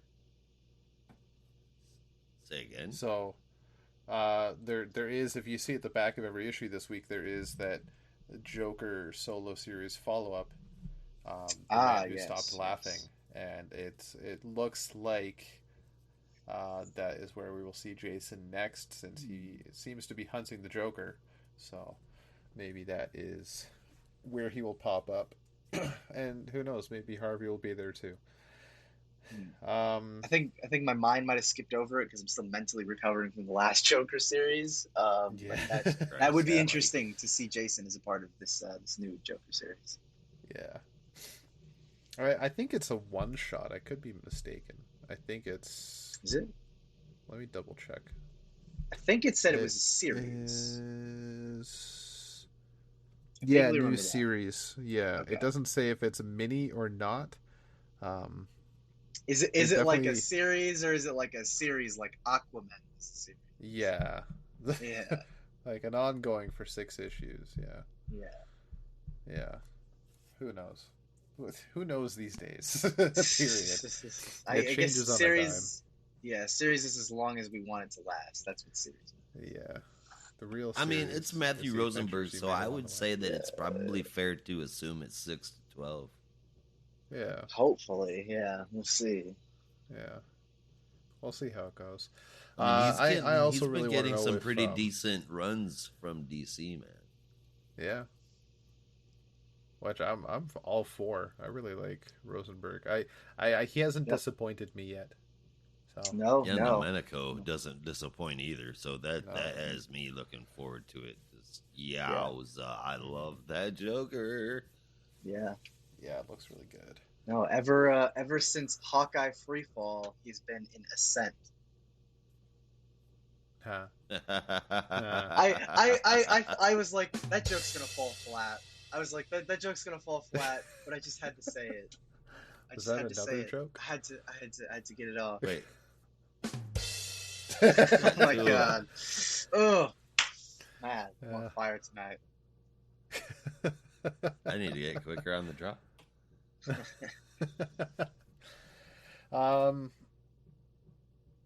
Yeah, so the only thing left open for me, as I'm sure is left open for a few other people out in the world, but not for Benny, is will Mr. Bloom return? Because I don't want that to be the end of the character. I really don't. Like, it's twice now Well, he's then where gone a did he little go? insane in his story arcs. We don't know. I suspect the moon, but we don't really know. Maybe. I love the character of Bloom. He's so creepy and fascinating. I there's so much I think you can do with that character still, despite the fact that he seems very two dimensional, but he's got layers. Like if they want to, God, like an ogre. If they Everybody likes I do it. I do it. If they want to find a way to, Jesus Christ. Oh, first Lonely Island and now Shrek. We're breaking new ground tonight. It's incredible. Who knew this would be such a monumental episode? What will happen next? Who knows? I know. What was I? If they, I'm sure if they want to bring it back, they can find a way to bring it back. So I'm sure it won't be the end of Mr. Moore, but who knows? Definitely. Like, I never thought we'd see him again after Scott Snyder's little introduction and subsequent. Yeah, here we are. Yeah. I mean, it takes care of him by saying, he's gone, don't worry about it. And then if somebody wants to bring him back, it's on them to figure out how to bring him back. Yeah. Exactly. Yeah. Oh, sorry. So for this issue, it being the last, I gave an 8.5 out of 10. I think it was a solid series. I really enjoyed it all the way through. It has ups and downs, but its downs were not really that bad. Yeah, so Task Force Z, definitely read it. No! It's time. No! Why did you say that letter? Why did you say that letter? Oh my god. My BVS moment. Okay, that's my trigger. That's my trigger. Full disclosure, if you come to Toronto, never fly, because the airport here, the 3-letter code is YYZ. Oh no. Oh, well, okay, I mean that also happens to be one of my favorite Rush songs, but like still that's I exactly can't. where it came from. Oh god, yeah. Yeah, so for all you Americans out there that are saying YYZ for that Rush song. No, don't say it. Don't say it. Don't say that. Don't say that. Don't say that. You horrible man. Oh. Well, speaking of things that I wish would die, I guess that goes into our last book for this week. Tell us how you really feel. Yeah, that was grim. That was very encouraging. This is Tim Drake Robin. I thought you were just going to say from one Robin to another, but no. This is gonna be a very, very exciting No. Oh, yeah. Speaking This of is gonna I be know things I've that been I waiting wish for it. would would die. die. Yeah, and unlike the dead having some kind of entertaining purpose in Sergeant Rock versus the Army of the Dead, this thing I wish I would just die and I don't know, like just stay dead and remain in a shallow grave, Yeah, or maybe Brandon not wants even to a kill shallow you grave. until you die from it. Yes, I want to kill you until you're dead. Yeah. No, so this is Tim Drake Robin, #1, great title, from Megan Fitzmartin, with pencils from Riley Rosmo, a favorite of ours, colors from Lee Lowridge, and letters from Tom Napolitano. So, what is this book about? Tim adjusts to a new life living in a Gotham arena with a bunch of new supporting characters that no one gives a fuck about. Fitzmartin continues to shit on Tim's romantic past with these not so subtle jabs at Stephanie while attempting to elevate the milquetoast character of Bernard. She's also continuing a boring plot thread from the Pride Special Tim Drake short story that I hated. Tim fights a holographic orangutan after two of the aforementioned boring supporting cast are killed, and then defeats the orangutan with the power of story and a razor, I guess. Then he washes his boat and gets a mysterious package. The end. Okay, so full disclosure, I wrote this summary on Tuesday, and I was in a very bad mood after reading this. So if it sounds really jaded, that's why. Because like literally, I finished reading it and I was like, "Fuck this book." I sat down, I wrote the summary, and then I just kind of let it sit there. But speaking of this book, fuck this book. The art is subpar, and I like Riley. I do. No, Yeah. literally, and I'm reading exactly what I wrote. Like my reaction, my immediate reaction is right here. So you're getting a no filtered or unfiltered version here. But yeah, the art is subpar, and I like Riley Rosmo in certain contexts, but here it's not working. Story is bland, not even remotely interesting. It's Martin, I assume, hates or has some kind of grudge against Stephanie and the Bat family, despite how important they've been to Tim's life, and the fact that she's writing the next chapter of his life is not at all encouraging. Tim's shitty monologues about building something outside the family is nothing we haven't already seen before, and better, I might add. Elsewhere, aren't you all so glad Tim is Robin again? Now we get stories like this. Aren't you all so glad you traded the Robin title for this? Maybe dying That back in is 2017 was the smart move after all. Anyways, I'm done. I'm not reading this book anymore, podcast or not. Okay, I was really upset. 5 out of 10. Oh, That's boy. a little much. I will probably give it another issue, but yeah, I was not happy, and I gave this a 5 out of 10, which might be the lowest score I've given in a while.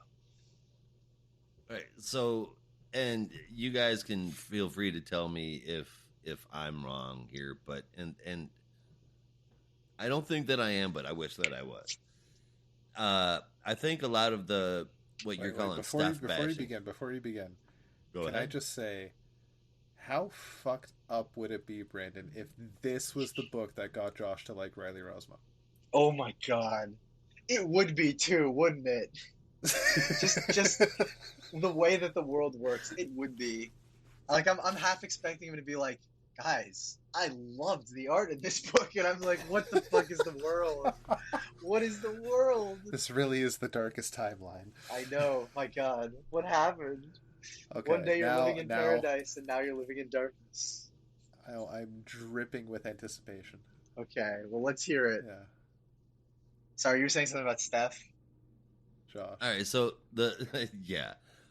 First, let me relax your fears. Riley Rosmo's art still blows. Oh, okay, fair enough. Good. All right. All is right in the world. And so I think that this could be an okay story. It's exploring Tim outside of a mask. But here's where I think it's going wrong. It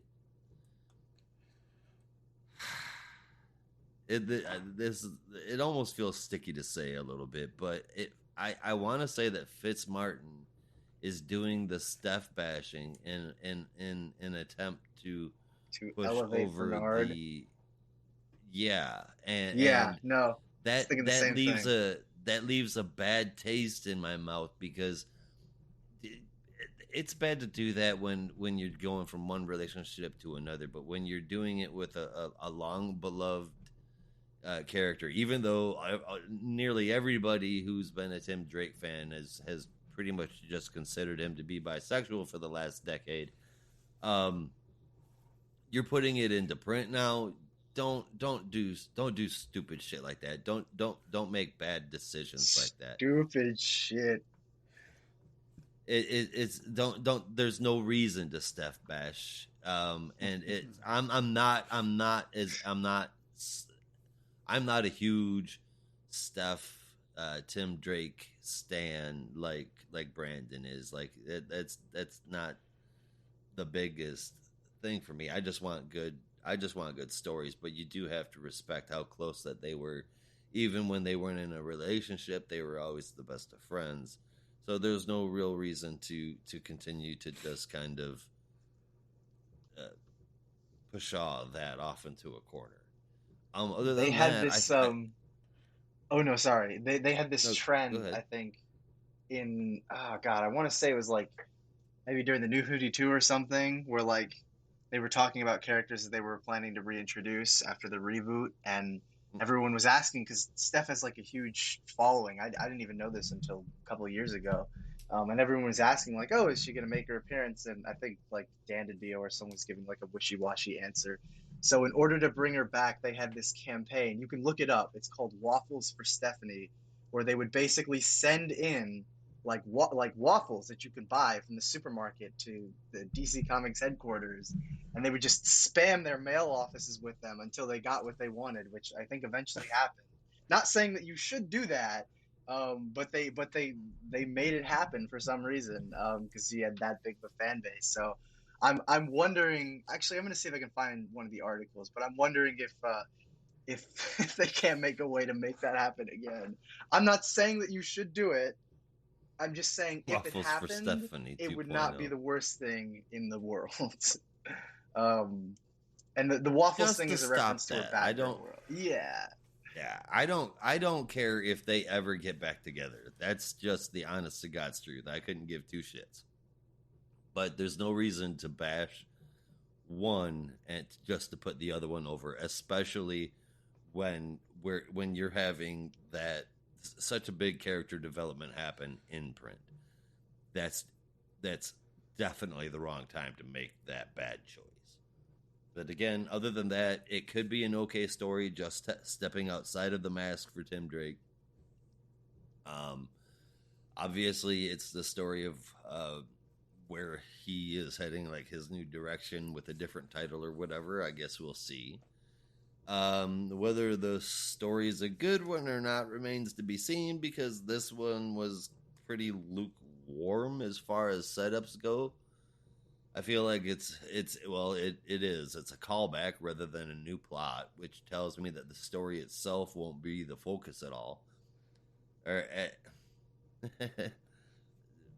this probably isn't going to thrill Brandon hearing me say this at all, but at least Bernard seems to have a little bit of sass to him now.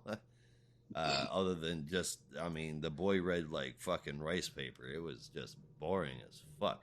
The art, Yeah. even though this, the art, even though this looks to be some of Rosmo's best work ever, is just so overwhelmingly bad and distracting that it pulls Wait. from the story even more because of the odd shapes and proportions and the consistency of his work.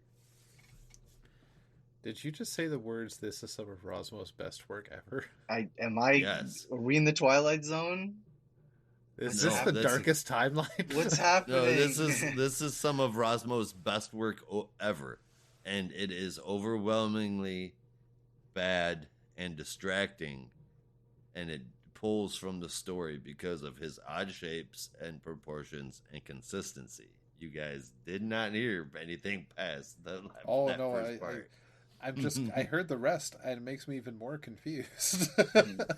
I'm The, yes. oh man, okay. I need to hear your score first, and then I'll go off. Well, okay then. Finally, I think it's funny that they chose the name Sparrow. Just a couple of weeks ago, we were tossing around new monikers for Robins, and that was one of them that we threw out there. Will Tim be getting a new name? Will it be Grackle? Grackle. Grackle. Grackle. It was an average setup, less than average originality, and just flat out bad art. I gave this an astounding and very well padded 4.75 out of 10. Damn, I am so surprised. Okay, so you'll see what I'm surprised at the end of my review. So I honestly I did not catch any of the Stephanie bashing, so I can't speak to any of that. Though I've seen it talked about all over the place, so I firmly believe that it happened. I didn't read it. I don't know what it is. It's blatant disrespect of their story. Yeah, it's blatant it's disrespect of their history. Yeah, and speaking from a bisexual standpoint myself right here, if you want to do a bisexual story, you want to do with a pre-existing character, that's fine. The last thing you want to do, and it's just a pet peeve of mine when we're doing this representation, don't force it. When you force it, it's cheap and it's weak and it sucks. And this is very close to becoming a extremely forced story when you're doing the representation angle. If you're bashing the X for the sake of bashing the X because you're not a fan of her or whatever, or for whatever reason you're bashing her, that feels forced. That feels like you're trying to push this new relationship so hard because you don't even believe that it has two legs to stand on. And if you, as the writer, don't believe it has two legs to stand on, just don't friggin' do it. Seriously. And yeah, Bernard was, at least before that we've seen so far, was paper thin personality, but definitely a little more animated this time. So hopefully better going forward. So for the art, I normally do enjoy Riley Rosmo, but this one was difficult. The book all around, it just wasn't a great experience. The art, I don't know, I didn't love it. It for Rosmo, it wasn't horrible, but nothing looked right in this. Yeah, it's definitely his with his art stuff. Yeah. The coloring was good. This is his weakest shit. Son, did you see Robin King? Yes, but I also read Deathbed, which I thought was very fitting for him and let him stretch his legs in the right way. Deathbed might have been his best work. If his legs stretch far enough, do they eventually come bigger than pinpoints? That is a great philosophical question that that's even the greatest minds could not answer. I think the only person we can ask is Rob Liefeld. I knew you were going to say that. Yeah. Oh my god. Yes. Oh, thank you. That made my day. That made my day. Horrible voice for Tim. It did not feel like Tim Drake whatsoever. It feels like a brand new character. I don't know what the hell was going on there. It just didn't feel right. It felt wrong. I feel like wrong. You know what it is? I feel like I'm living, when I'm reading this book, I feel like I'm living inside of the head of a 12-year-old girl who is just fallen in love with My Chemical Romance. It's just so dark. In and 2010? Yes. This screams MCR fan, and I know because I'm married to one. Oh man. And that's another thing to read this and let me know what you think. Yeah. Okay. Yeah, no, that makes sense. Except Gerard Way. You have earned my respects a million times over. Gerard, but I don't like your music. You can never cross the fans and the artists in the same category. Gerard Way, very respectful. Deep respect to the man. Great work. Yes. The fans, I know a lot of the fans. As I said, I'm married to the fan. I enjoy MCR myself, but there are some people that will take it too far. So I'll do This my reads like research. one of them. I will get Ange to read this issue, and I will let you Oh my know what she God. thinks, and then we'll know for sure if this theory is accurate. You gotta pull her back to the Tim the big Tim issue. Oh, and the Pride special. Yeah. Yeah. All right. Yeah. She wants to read those too, so that'll be easy to. Yeah, we'll do that. Yeah. There's not much in between the two, so No. There's a really awkward Young Justice story for some reason. Waffles versus. So actually, Stephanie. speaking of that Pride special story, that's where the plot kind of comes together with this whole mystery dealing with classical stories and classic authors. We've had some stuff from Poe. That might be the only thing I'm enjoying here is the mystery, but it is such a mild mystery that it's so boring. It's boring like Bernard was. That's yeah. Another I don't know. parallel. That 12-year-old that's stuck with the MCR. She's been writing a Scooby-Doo episode, and that's what this is. Oh, shit. And it's fitting because Bernard is a 2000s character, if I'm remembering my timeline correctly. So and there's it holographic all works holographic together. white elephants, and then there's what were those ridiculous chaos demons or whatever? Yeah. Oh, So holy crap. if that theory is correct, Chaos then Monster, that was it. that Chaos that monsters. means the person behind all this is the old man that owns the marina. Oh man. It's the only way. right. And I swear to God, if that's the freaking case. Old man Jenkins. And I It would have gotten can't away be. with it as whatever. Yeah, that's the whole thing will get all done and everything, and it's not solved Yeah. as Robin. It's solved as Tim Drake with help Yeah. of Bernard, and that's exactly what happens. Jenkins like, I would have gotten away with it if it wasn't for you Oh two my rascally God. kids. So they catch him at the Iris end, they is rip out. off the mask. It's Old Man Jenkins, and he takes off Yeah. his mask, and it's Extant, and he takes off his mask, and it's Extant. Captain Atom. If Extant showed up in this book, the score for the series would go through the roof and into space. But how far would it go if Extant took his mask off and it was Telos? I And literally then- like then Dio. it would go go beyond our known universe into presumably another universe. Yeah. It would go so high up into the sky, Mr. makes his Pitlick would see it.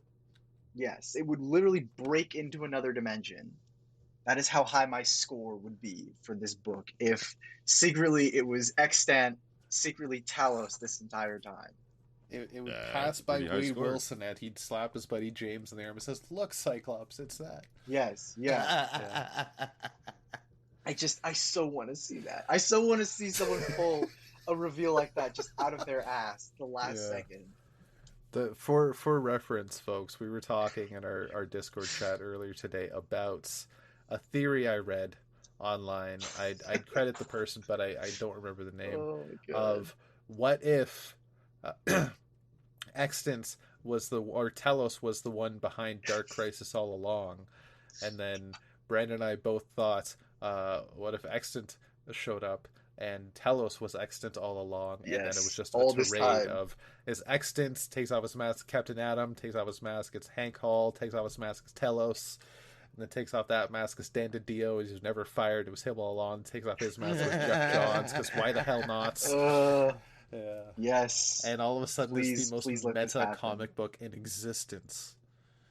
That would be the greatest comic you have ever read in your life. Yes. Like Watchmen, pff, From Hell, whatever. This, incredible. Yeah. Oh man. Side note, and really not up for like not trying to put it on a debate table, but if you like try to put if you put some scales on the table there and you put Watchmen on one side and From Hell on the other, and you expect them to balance out, you're out of your goddamn mind. From Hell, From Hell is so much better than the Watchmen, and I like the Watchmen, but I feel like there's nowhere near enough people that have read From Hell, and oh my god, it's a dark one. It's a good one though. It's so good. It's written so well. Check it out. Well, speaking of things that are written well, let's get back to Tim Drake. Robin, number one. The greatest book that ever was. Grackle. The Grackle. Actually, that was the next thing I was going to bring up is a new moniker. I realized, and I actually brought this up to you guys the other day, but then I forgot to actually finish saying it. I think I figured out what the new moniker, if they do the new moniker, is. So there was in this issue a brief glimpse of a perhaps new costume with different colors. The still an R, letting you to believe that it's still a Robin costume. But they're going with classical mysteries, old poets. Edgar Allan Poe was referenced. And what is Edgar Allan Poe's most famous story? Don't say the Raven. Don't say the Raven. Oh. Okay. Telltale Heart then. Oh my god, that's so funny because honestly, Josh, when I put this scenario in my head, you were saying the Telltale Heart. That's freaking weird. And I was going to say, I would call that a very close second, only behind Quoth the Raven Nevermore. Quoth the Raven Nevermore. And I would not put it past this team right now to just have Tim be Raven. No, but what's going to happen? What's going to happen when Raven shows up for their Teen Titans reunion and she says, "Wait a minute, what the fuck? How can you be Raven? This is I'm Raven. You stole my shit." And now he goes by Magic Blackbird battle right now. Yeah. I challenge you to a wizard. And he's like, duel. "Well, I'll call myself Magpie." Oh shit, somebody is already. Then I'll be the Crow. Oh wait, no, there's a legal problem there. You're just gonna call me Little Blackbird. You call me Little Blackbird? Yeah, Little Blackbird. I like a Little Blackbird. So sounds like a rapper name. Tim Drake turn into Chris Tucker. What is that? Oh my god. Oh god. Yeah, so I hope I'm wrong. Don't be Raven, because that's not right. There was another bird that started with R that also kind of dark, and I don't remember what I was thinking. So it was a few days ago, and I just quickly forgot about this book because I scripted from my memory. So not a bad idea. Yeah, the mystery is the only interesting part, but the mystery is kind of dull. Let's hope issue 2 is better. This one got what I think might be the lowest score I've ever given, and surprisingly is actually lower than both of you. I gave it a 4.5 out of 10. Oh. Yeah. Yeah, I was trying to be nice. So. Yeah. Fuck this book. Nice. Give it a I am big nice 90% of the time. I can be mean once. Yep. That's it.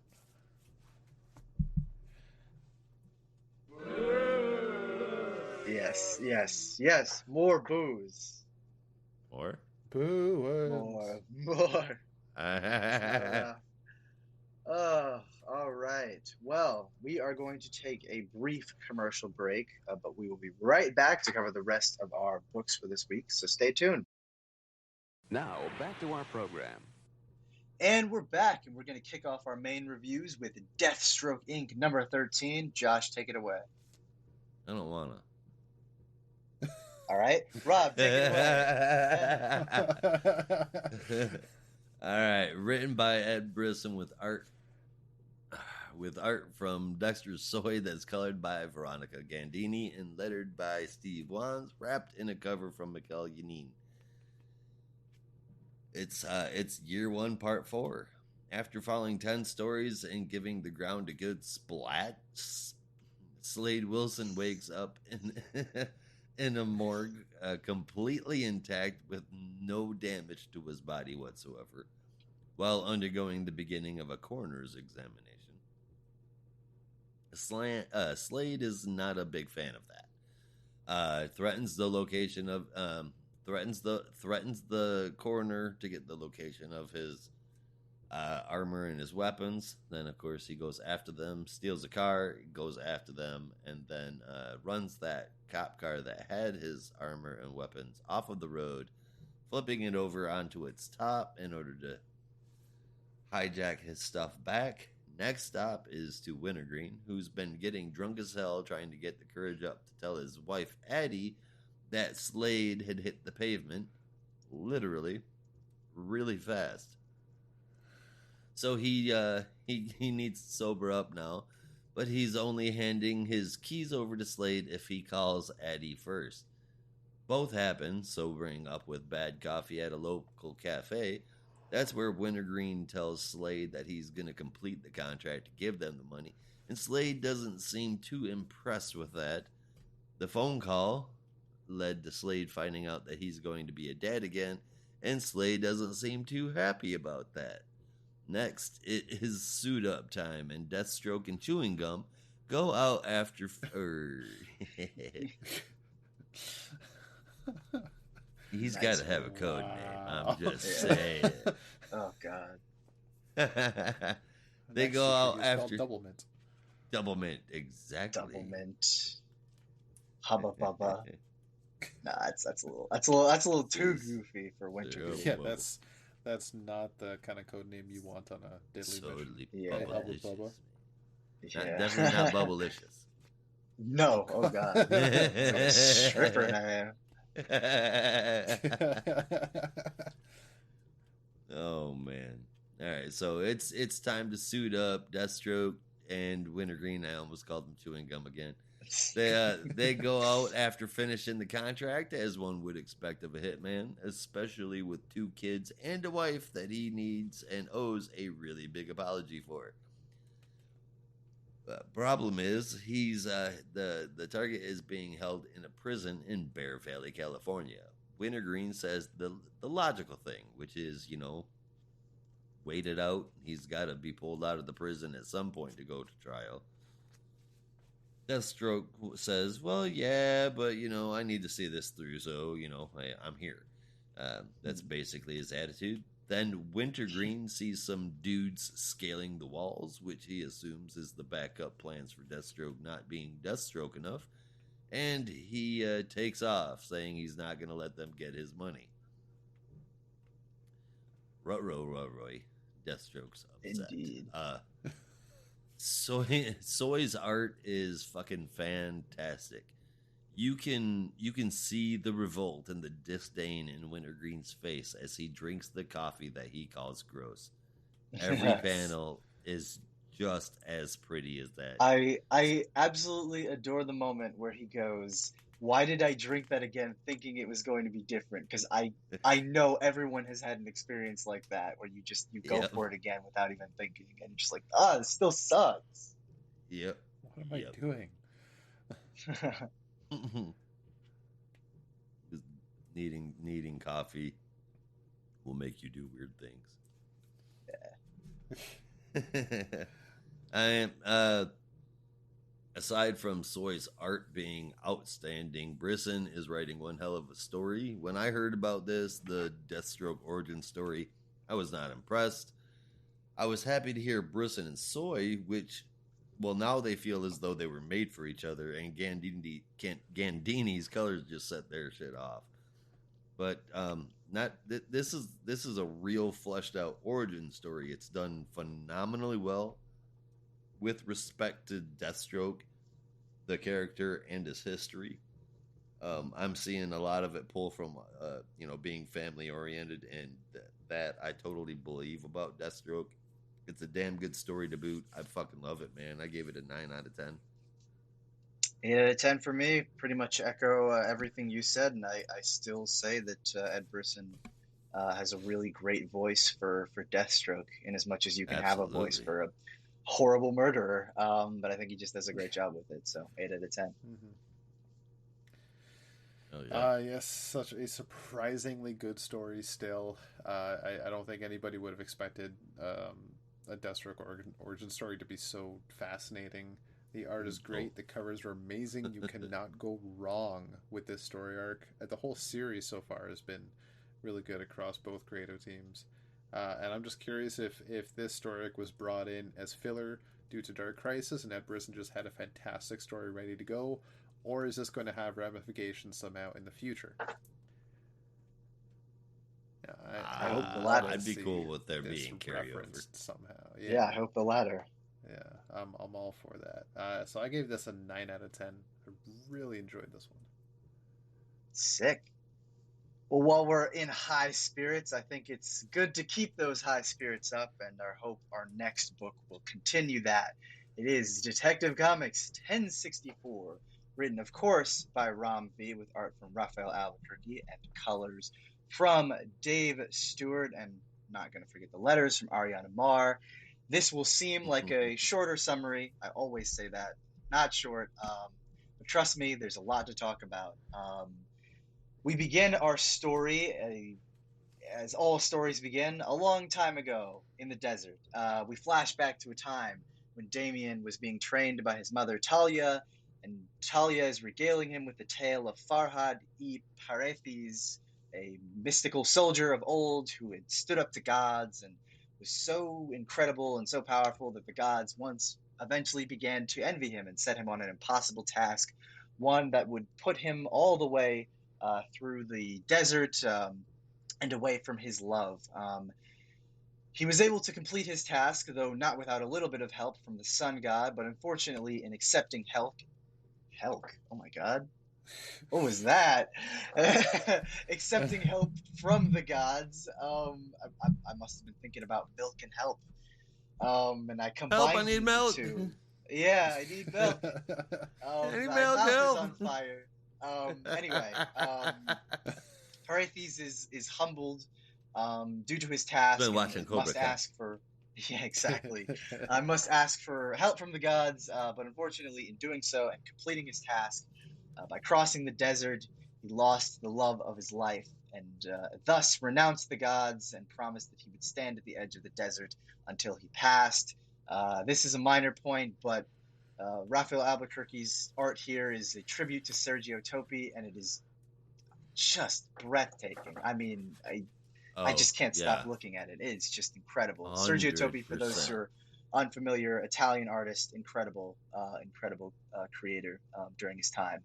But this story sort of serves the At purpose of Sergio Talia's. Tapi Art on Yeah, Instagram, just in case yes, anybody's exactly. interested in going and checking out. Hmm. It's gorgeous, gorgeous, Which gorgeous. you definitely should. But this story serves a larger purpose, which is Talia's theme, which is that times have changed since the days of Farhad, and we now live in a time where we know that women are not just wives, and men, particularly powerful men, can be broken, which is the perfect way to segue to a Bruce Wayne who has his body damn broken. And is being told this by the doctor, who's just astonished that he is still standing. But for all of his broken bones and shattered whatevers, he still seems to be in decent health, although he's really been concerned about his mental health lately. The doctor suggests that it may be something related to panic attacks, but of course, Bruce refutes this with the perfect line, panic attacks my ass. Bruce decides that Yeah. medicine really just ain't worth his time, and he needs to put his skills to better use. So he ends up heading to the apartment of one of the Maroni goons who had been working at the docks the night that he heard the mysterious music. He asks him about the mysterious music, to which the goon replies that he knows nothing about that, but he does know about the man with the mysterious tattoo, a man who apparently had, some connection to something else, but was someone that the other guys, the Maroni guys, didn't know. Bruce leaves before the cops can bust him for just completely obliterating this perp, but he knows exactly what this mysterious tattoo is. The goon had mentioned that it was some kind of dog with floppy ears or maybe horns, which Bruce automatically knows that it's a jackal. Tracing the origins of this jackal back to its original point, it's not hard to find. Once he gets there, he discovers at the scene of the crime Talia al Ghul, who challenges him to a fight, and really, even though it seems like she's the antagonist here, is trying to protect Bruce. And in doing so, she decides to blow up a damn building on him because obviously, when you want to protect someone, you try and cover them and drown them in rubble. It's what anyone would do. We cut to the Gotham docks yeah. where they are. Yeah, that's what I would do when I protect my loved ones. I blow up whatever building they're in, and I say, figure out your own damn way out of here. But I expect you're going to be here for a while, so you'll be safe. It's logical, obviously. But we cut to Gotham. Obviously, we cut to Gotham's piers, where the city is eagerly awaiting the envoy from the Orgum family, specifically Prince Arzin of the Orgum family, and one of the members of the Orgum family we met previously, Gael, is sneaking aboard the boat to let the rest of the envoy know that the League of Assassins will be planning an attack, but they're going to let this happen. They're not going to retaliate in any way because it's all part of their master plan. And now we just have to sit back and wait for Gotham to do what it will. And we get one final scene that was, at least to me, very reminiscent of Batman R.I.P., where a hand emerges from the rubble of the destroyed arena, and it's Batman firing his grappling gun, sailing off towards the pier, presumably. I'm going to briefly go over the Jim Gordon story first, and then I'll kind of give my thoughts on the entire issue, just in the interest of time. But the Jim Gordon story just kind of continues what we had from the Coda, where where Commissioner Jim Gordon, ex-commissioner, whatever. I feel weird calling him Jim. We're not friends. But anyway, Jim. Wow. I thought you were a friend. That's what I'm saying, man. I just put that shit out on the air for everyone to know. I mean, and you know this is gonna get back to Jim. I know we had our close moments, but I just don't know if we're really close like that. But anyway, Jim is investigating the explosion at a St. Cyprian's shelter, and he finds Detective Urquhart, the man who had set him on the start of this mystery at the beginning of our first chapter. And he's sort of giving Urquhart kind of an ultimatum and trying to figure out just what the hell is going on. And Urquhart reveals that he is possessed by the same mysterious energy that Sal Maroni was possessed by in the first issue of this Gotham Nocturne arc. He is seemingly subdued by Urquhart until the mysterious intervention of the child within the walls, who is able to not excise whatever mysterious energy is in Urquhart, but at least put him down enough so that he can be subdued later. Jim decides that this is as good a time as any to make a deal and start setting stakes in the future, because it appears that things are going on in Gotham that really need his hand in dealing with them. And so he decides the only way to make that happen is to go into the private eye biz with his good old friend Harvey Bullock. Now they're going to be taking on the mysterious and underappreciated and overlooked cases within Gotham, as well as adopting this woman or young child that he has he's rescued from the ruins of Arkham for the time being. But Jim has now found his purpose in the wake of everything that happened with the Joker, and is going to be doing his best to help out the disenfranchised and overlooked people of Gotham, which I think is the perfect place for Jim to be right now. And I very much hope we get more stories for this. So, Ram V's story, I could go on and on about this, and I expect I will when the last issue of this arc comes out. But this book is just, it's incredible. The first thing that came to mind, and this is going to sound incredibly dramatic, but the word that came to mind for me at least was inspiring, because I'm sure you guys have heard this before in the past, but many times people have said, Batman, everything has already been done with him. There's nothing new that can be done. Who cares? He's played out at this point. But I would point to stories like this and say, no, there are still ideas and there are still themes that can be reached and touched with the character. And I think Ram V is just doing an amazing job with it. Like, I don't even have the words for it. But it's just breathtaking. And the way that he's working with Raphael Albuquerque is just incredible. Like, I mean, I've seen him do his best work with Scott Snyder, or so I thought. And then I looked at these flashback mythology pages, and I'm like, Jesus Christ, why was he not doing this all along? Like, it's incredible.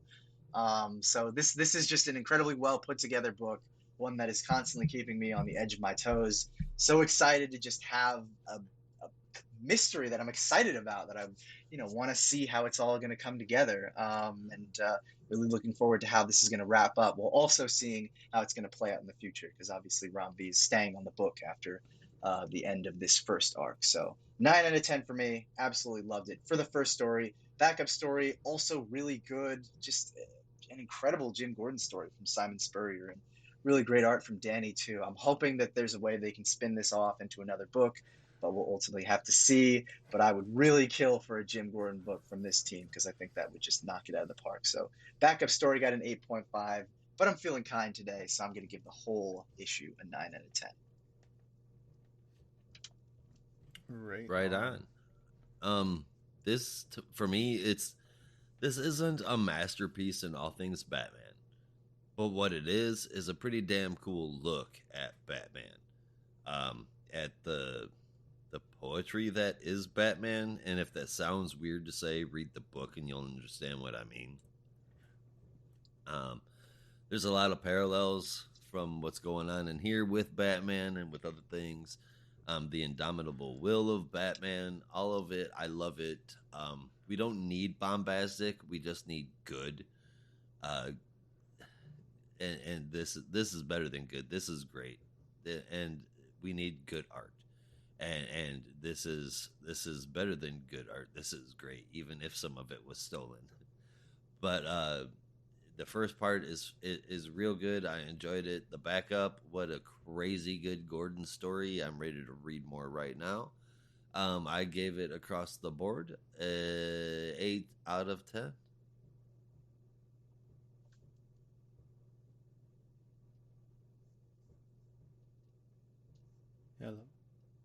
Hello. Yellow. Oh, did you finish? I thought you cut out for a second. No, I said I gave it an 8 out of 10. Yeah.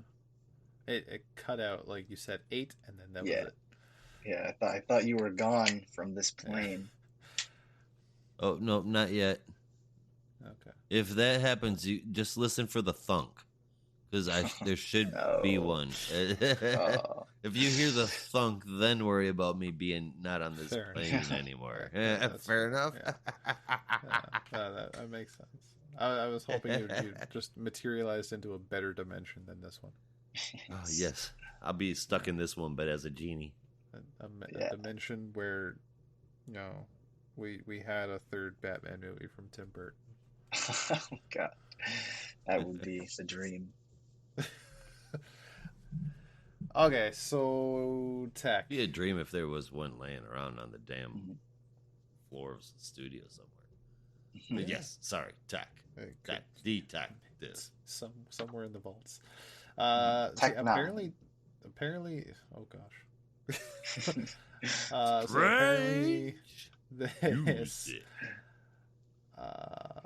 arc is almost done, and it just doesn't feel like it because there's so much going on. And I feel like it's like a multi-part story. I don't know. We'll see, because it feels like there's so much left open, but it's fantastic. I'm loving it. It's a very exciting arc. Doesn't feel like much happened in this issue, but it still raised a lot of excitement. Like there wasn't, like, the Orgum showed up, Bruce was diagnosed with panic attacks, and then he talked and fought with Talia. That seemed to be pretty much it. Only interrogated some guy in a ski mask. But that, compared to most things you get in other issues of Detective Comics or Batman, it's not a lot of moments, but it's just so exciting. That is by no means is a negative. I'm not saying that's a bad thing. It's just an observation I made. I did not get a chance to read the Jim Gordon backup. Yeah, but it's definitely something I will visit, because I very much enjoyed the first parts. All in all, though, I'll give it a 9 out of 10. Just like Deathstroke Inc., it's just so friggin' fantastic. I love it. Well, we're still in these high spirits, but maybe it's time to bring it down a little bit as we make our return from War World. So I'm going to pass it over to Rob for our Let last me book go. of the week, Action Comics 1047. When the hell did Detective? Oh, okay. I was gonna say, when the hell did Detective Comics pass the numbering for Action Comics? Because Action hit 1,000 first, but yeah, they had the. I think it was the Tower, right? Was weekly. Yeah, Yeah. Okay. it's Right. I weird, didn't even right? realize. Yeah, Yeah, they're just yeah. back and forth with each other. All right. Mm. This is Action 1047, Part One of Kal-El Returns. This is written by Philip Kennedy Johnson with art from Riccardo Federici, colors from Lee Lothridge, letters from Dave Sharp, and a absolute gorgeous cover from Steve Beach. So 1 week prior to the beginning of our story, a woman visits Straker's Island to see a robotic man named Johnny. This woman happens to be Johnny's sister, and she's visiting him to try and boost his spirits, if you will, a little bit, and just show her support and apologize, saying that she should be the one here because he's such a good man. He does so much for the world.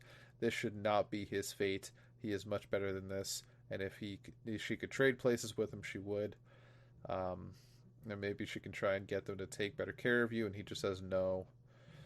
And that's where it ends for there, as we see some giant planet moon type thing clouded in red, uh, and lightning headed towards something.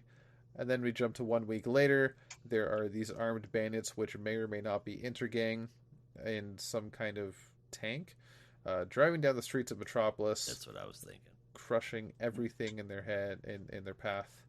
But they are stopped by none other than good old Superman. He's back, ladies and gents, and in full force. He stops it with a badam, and then he gets kachoomed, and then it goes blam, and then somebody goes wah, and the bridge blows up. Wop.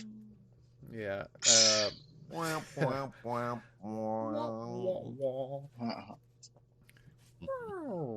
Yeah, lots of sound effects. So, family in her car starts to fall off the bridge, and Superman catches them, and they're so incredibly grateful.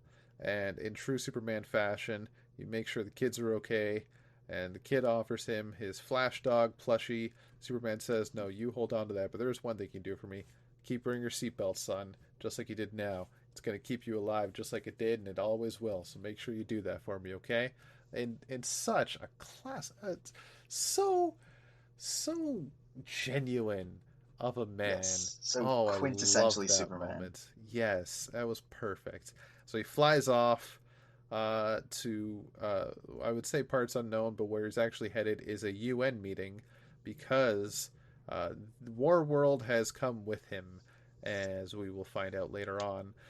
Um, and the residents of War World, some of which wish to make Earth their new home because their home planets are either gone or they're just so out of touch with what happened that they would just like to repay the debt that Superman has given them by bringing new treasures to Earth, and try and help make the world a better place, as well as the technologies from War World, thanks to the help of Natasha and John Henry Irons, will help benefit the planet as a whole.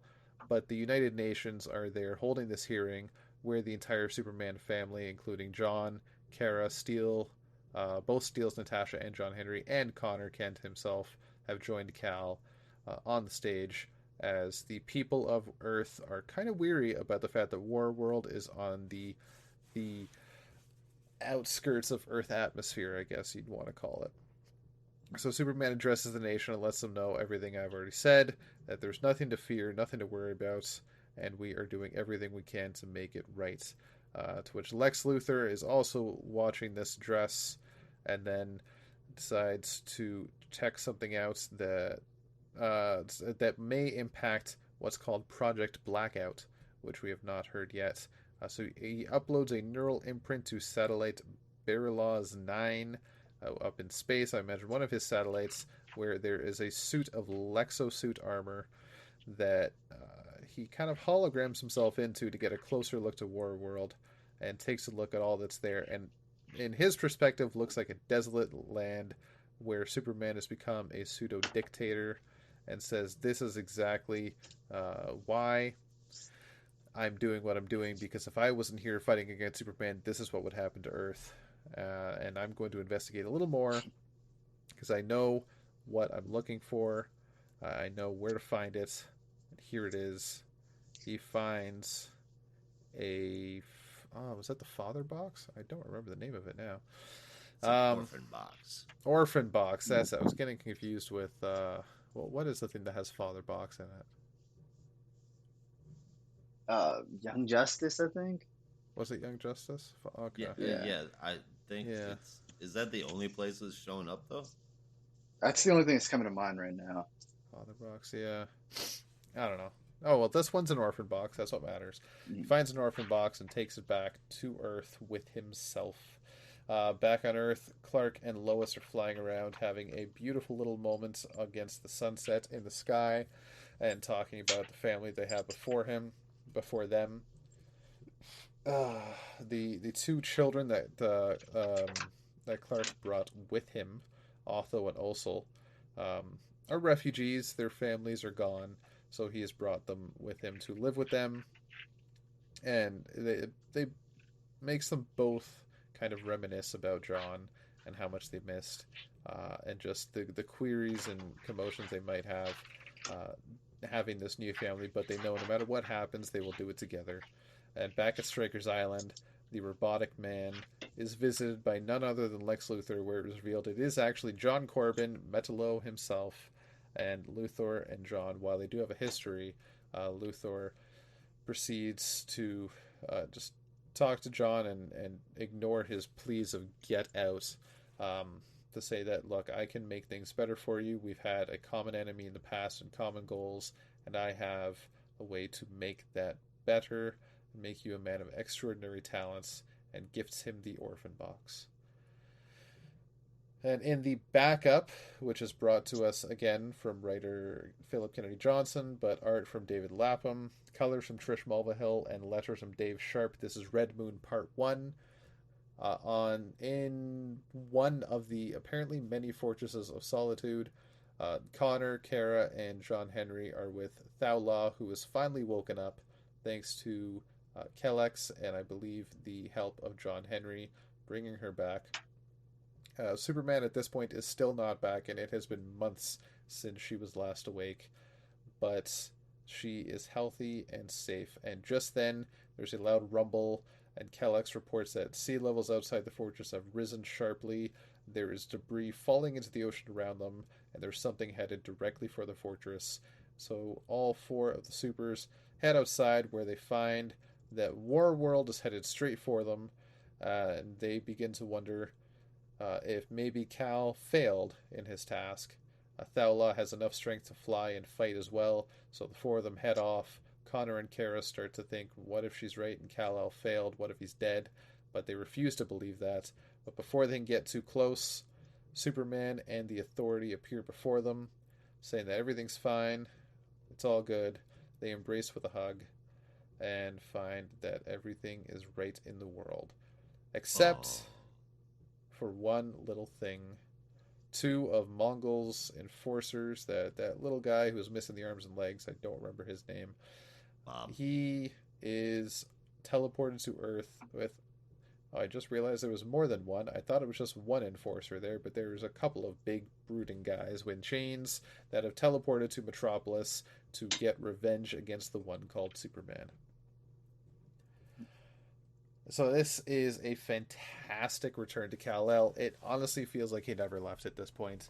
Philip Kennedy Johnson has such a great voice for Clark. It was so well written. I cannot wait to see more. We got a 6-part story, I believe, ahead of us before we get to Action 1050. It's going to be a fun ride, I bet. It's just so well written. And the backup, finally, we actually get that follow up to what's happening with Thowlaw. Even though last time we saw them, it was promised in War World Apocalypse, I think was the name of that one shot at the end. But we got it here. Can't complain. Very simple, to the point. Very well done.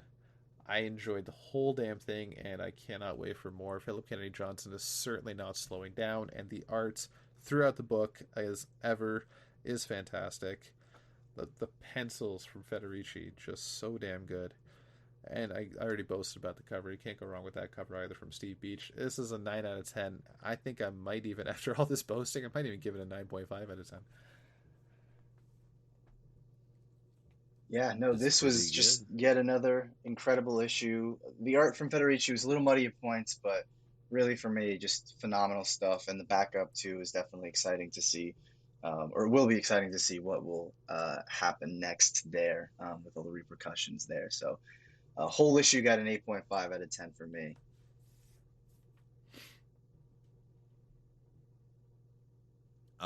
It was a pretty damn good one for me. Uh,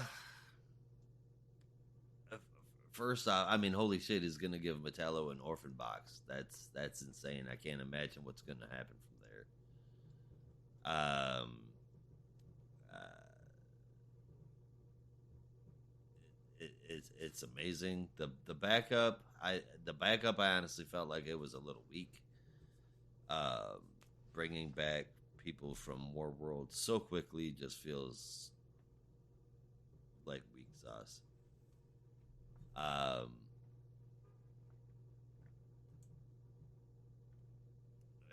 that's as far as I got. That's all I got for Action Comics. You guys have said pretty much everything else. I gave the backup a 7. I gave the upfront part an 8.5. I'm rounding it out for a solid 8 for the whole issue.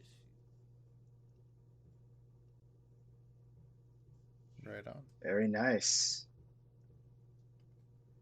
All right. Well, do we want to transition now to our biggest stinker? Yeah, I think that'll do. All We want to right. do It's top, time top to three wrap this. first, or Yeah. Well, okay. Josh, I did just text you. I have to run out like at exactly oh, okay, 7:30. Sorry. okay, fair enough, fair enough, fair enough. Yeah. I didn't realize it was gonna go this long. Yeah. That's So all right. Well, I'll tell you what, Brandon. Why don't you give us your top 3 and your biggest stinker real quick? okay. So biggest stinker, no surprise. Tim Drake Robin, number one, garbage. Enough said. Top three. Number one, Detective Comics. Number two, Action Comics. Number three, Deathstro Inc. Number 13. Favorite moment easily has to be the Farhad sequence in Detective Comics. So excellent stuff there. But yeah, Tim Drake, what a dud. Okay. Well, all I right, trust you Brandon. guys to wrap it well. I No think we problem. can. I think we've got it handled, man. You go have Yes, fun. sir. Okay. Okay. All right. All right, Right on. I will. I will go ahead and let you to tell me what yours is here first, Rob. Okay. So my top three is a little out of the box. Number three, honestly, I Oh, had Nice House in the Lake because it's a return after a little brief stint. We're in the final 3 issues now, the end of the story, and it blew my mind more than most of the other books I read so far this week. I still have a few other issues in our honorable mentions list to get through, like the White Knight, Beyond the White Knight, DC Mech, but Nice House just blew me away yet again. Number two, I had Sergeant Rock. Been waiting a long time for this. It's finally here, and I'm very happy.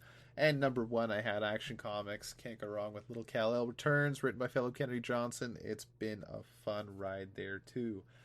And for favorite moments, I had two. I couldn't really pick between them.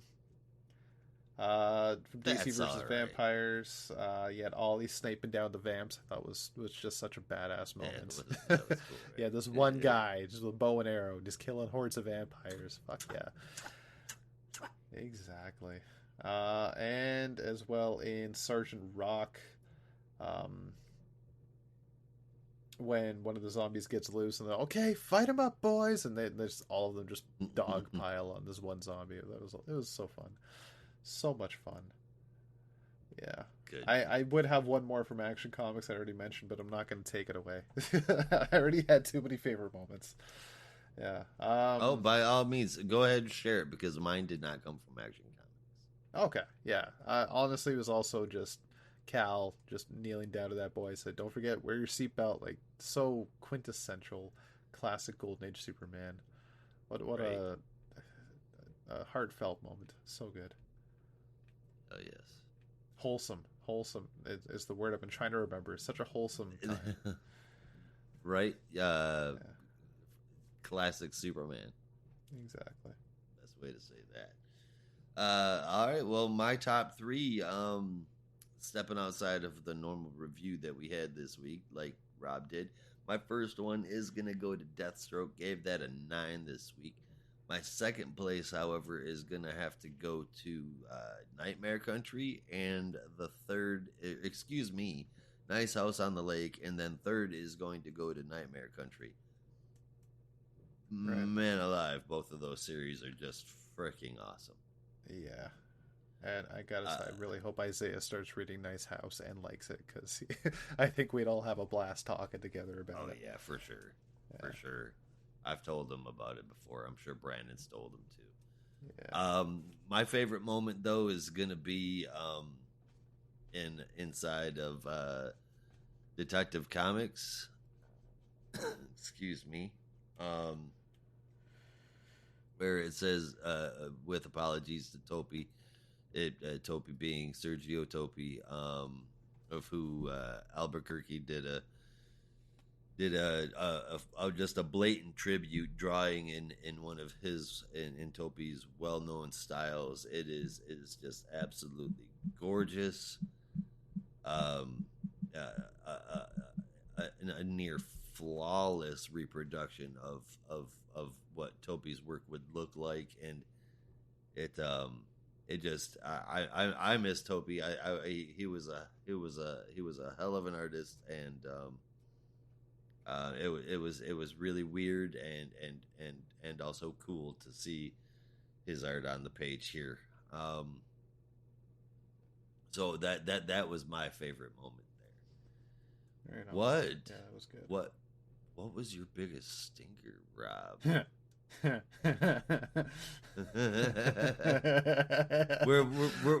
were we pooping in stalls next to each other? Oh, maybe. I can't believe how shitty Tim Drake Robin is. It is. Yeah.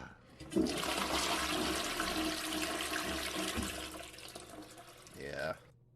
It's damn unfortunate. It yeah. I mean, you know what though? Okay, so there's let's see here. We've got Tim Drake Pride Special. We've got Tim Drake Robin. We've got Dark Crisis Young Justice. I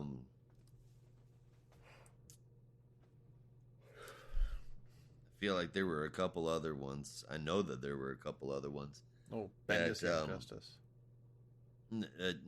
Dark Crisis Young Justice. What I'm thinking of is things that Megan Fitzmartin has written that have sucked. Okay. Oh, I thought you were just like all the appearances Tim's had in the past few years that just all around sucked. Yeah, and we haven't had a good Tim representation since I think it was Tomasi that did Detective Comics, right? Or was it Tynan? Might have been Tynan. Well, when Tynan did, Tynan at a time brought everybody back in. Yeah, during his Dark Designs. And I mean, like during that period where they had like Night of the Monster Men, and the like Clayface was on the team. That during that time, I think that was the last time Tim was written well. Oh, last time he was written well? Oh yeah. Yeah, that sure as shit wasn't when Tynan was on. Not even close. Yeah, I did actually have a kind of maybe actual biggest stinker, because at least Tim Drake intrigues me with the mystery. But Tim Drake is definitely on there. It is / Tim Drake. I still want to honorable mention stinker, Justice League versus Legion of Superheroes, because once again I flip through it and I land on one panel that just makes me go, what the hell are you writing? and that's when the Guardians are there with the Gold Lantern, and they gave Vandal Savage some sass, just some sarcasm, and it was so out of character. I don't care if that they're like 1,000 years in the future. It was there's no way the Guardians are acting like that.